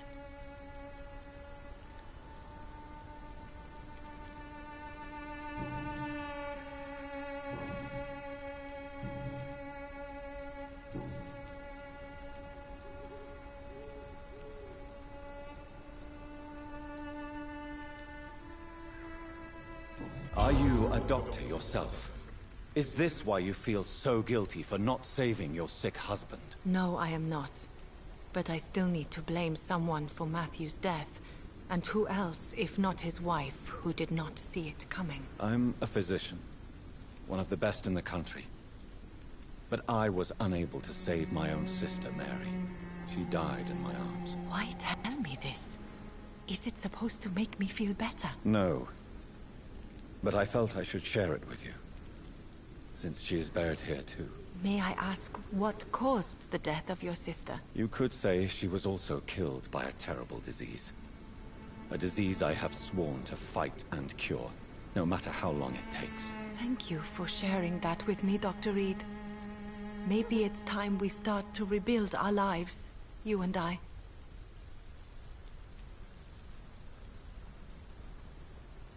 You realize you can't stay here forever, don't you? Eventually, you'll have to leave the cemetery. Why? Why should I go? Since this is the only place I can find peace of mind.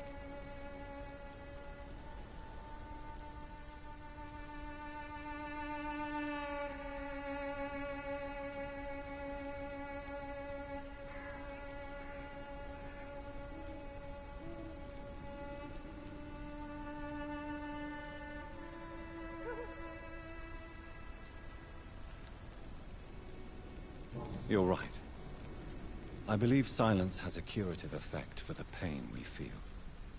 I suppose it provides space for reflection. You sound like you're no stranger to the pain I feel. Let's just say, I too have a good reason to visit cemeteries at night. Please accept my condolences for your loss then, Dr. Reed. You should go home now. I think you're right. Cemeteries are for the dead, for they need silence too. Thank you for your honesty and your wisdom, Dr. Reed. Thank you for your company, Xiaoshun. Take care on the way home. Maybe I'll see you again in Whitechapel. Goodbye for now.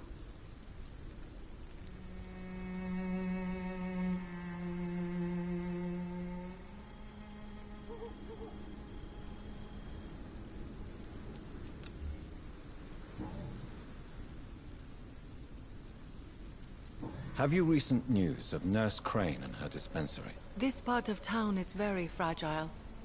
I hope the trust so many people put in her will not be betrayed.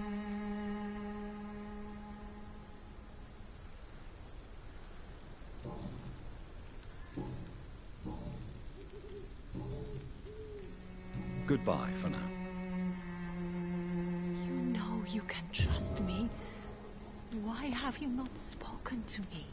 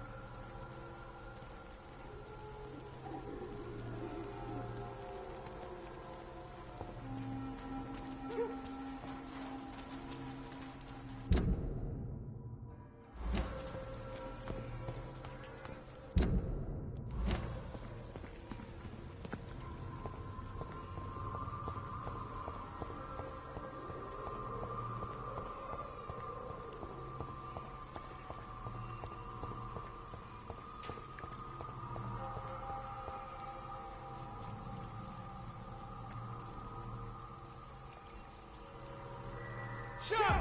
Step away! Are you dead? I said stay away, sir!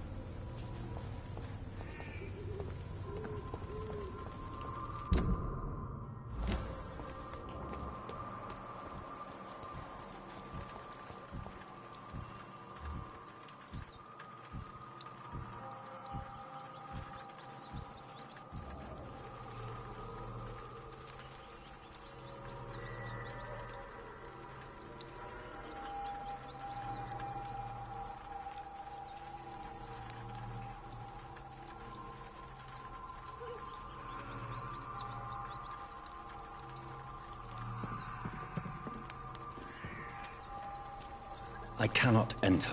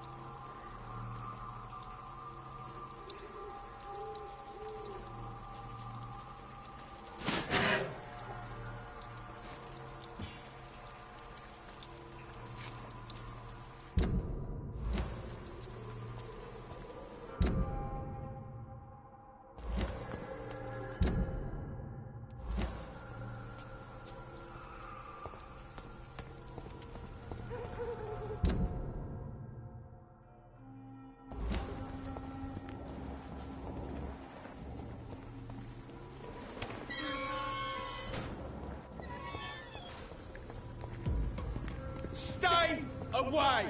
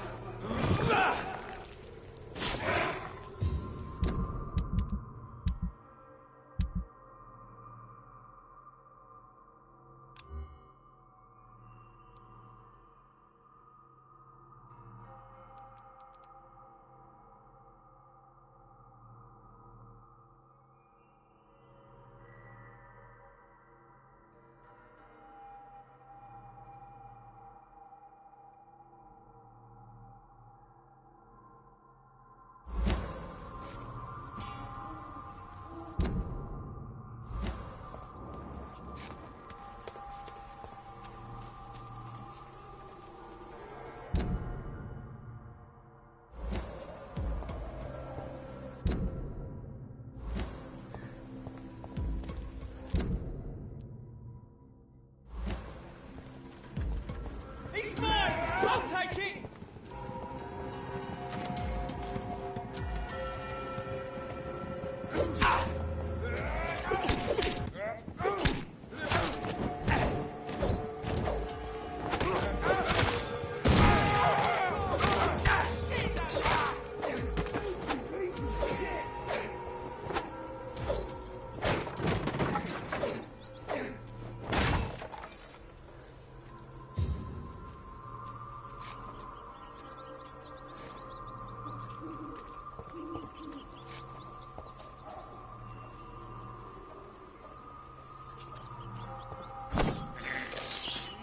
I have this thirst for blood.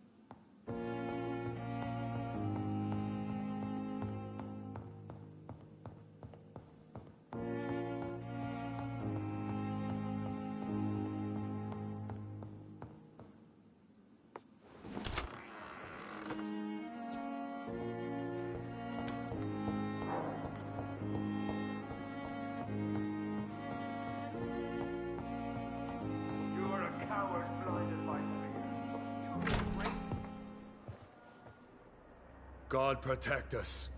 You've got a leech in the hospital. Yes, my hospital. My mission is to heal while you go about warring. You've set the table for a snake. I wonder why there's venom in your food. I'm growing tired of your song. You're a woodsman, McCullum, not a doctor. Return to your hunt. Remember, I've a good nose for machinations. I can flare the scent at a mile. You can't hide from the god. Leave him, Jonathan. This is sacred ground. Neutral territory. And I just had the carpet cleaned.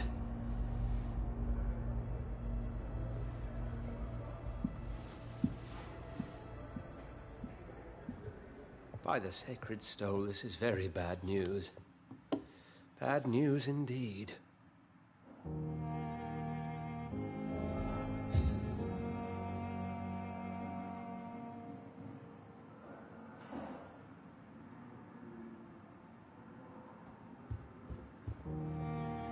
What happened? The hospital has been attacked. We have injured patients, at least one dead and several missing. This has spiraled out of control. Even the most infirm are asking to be allowed to return home.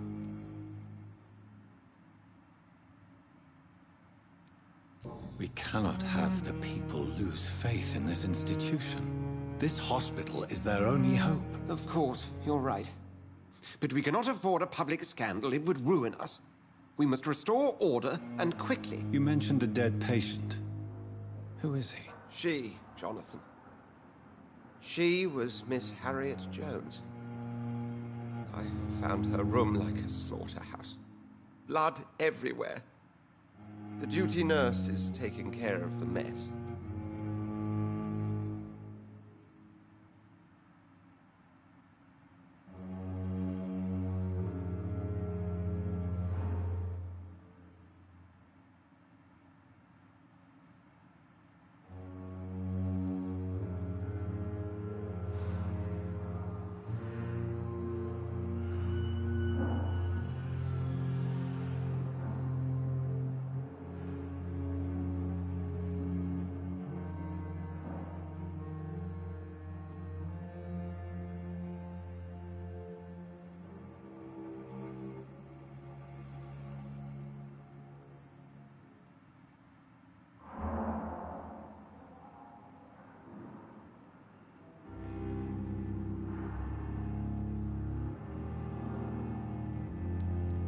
Very well.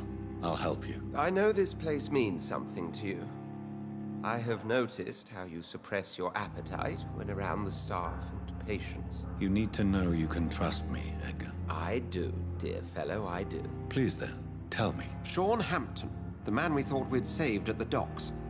It seems he was infected after all. So Hampton became more beast than man. Exactly. And now Guard of Prewen suspects the hospital of vampire activity. Do you realize what that could mean for us?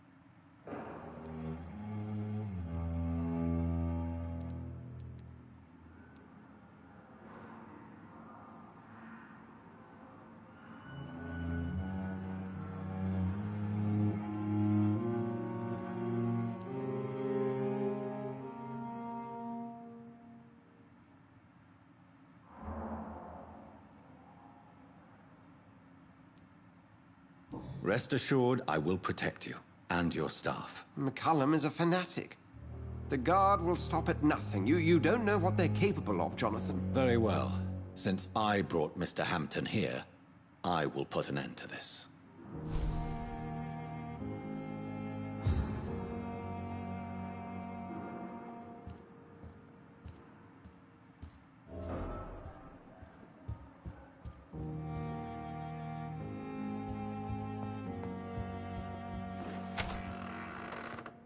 Sean Hampton lives and breathes for the well-being of his flock. There's no other place he would go but the docks.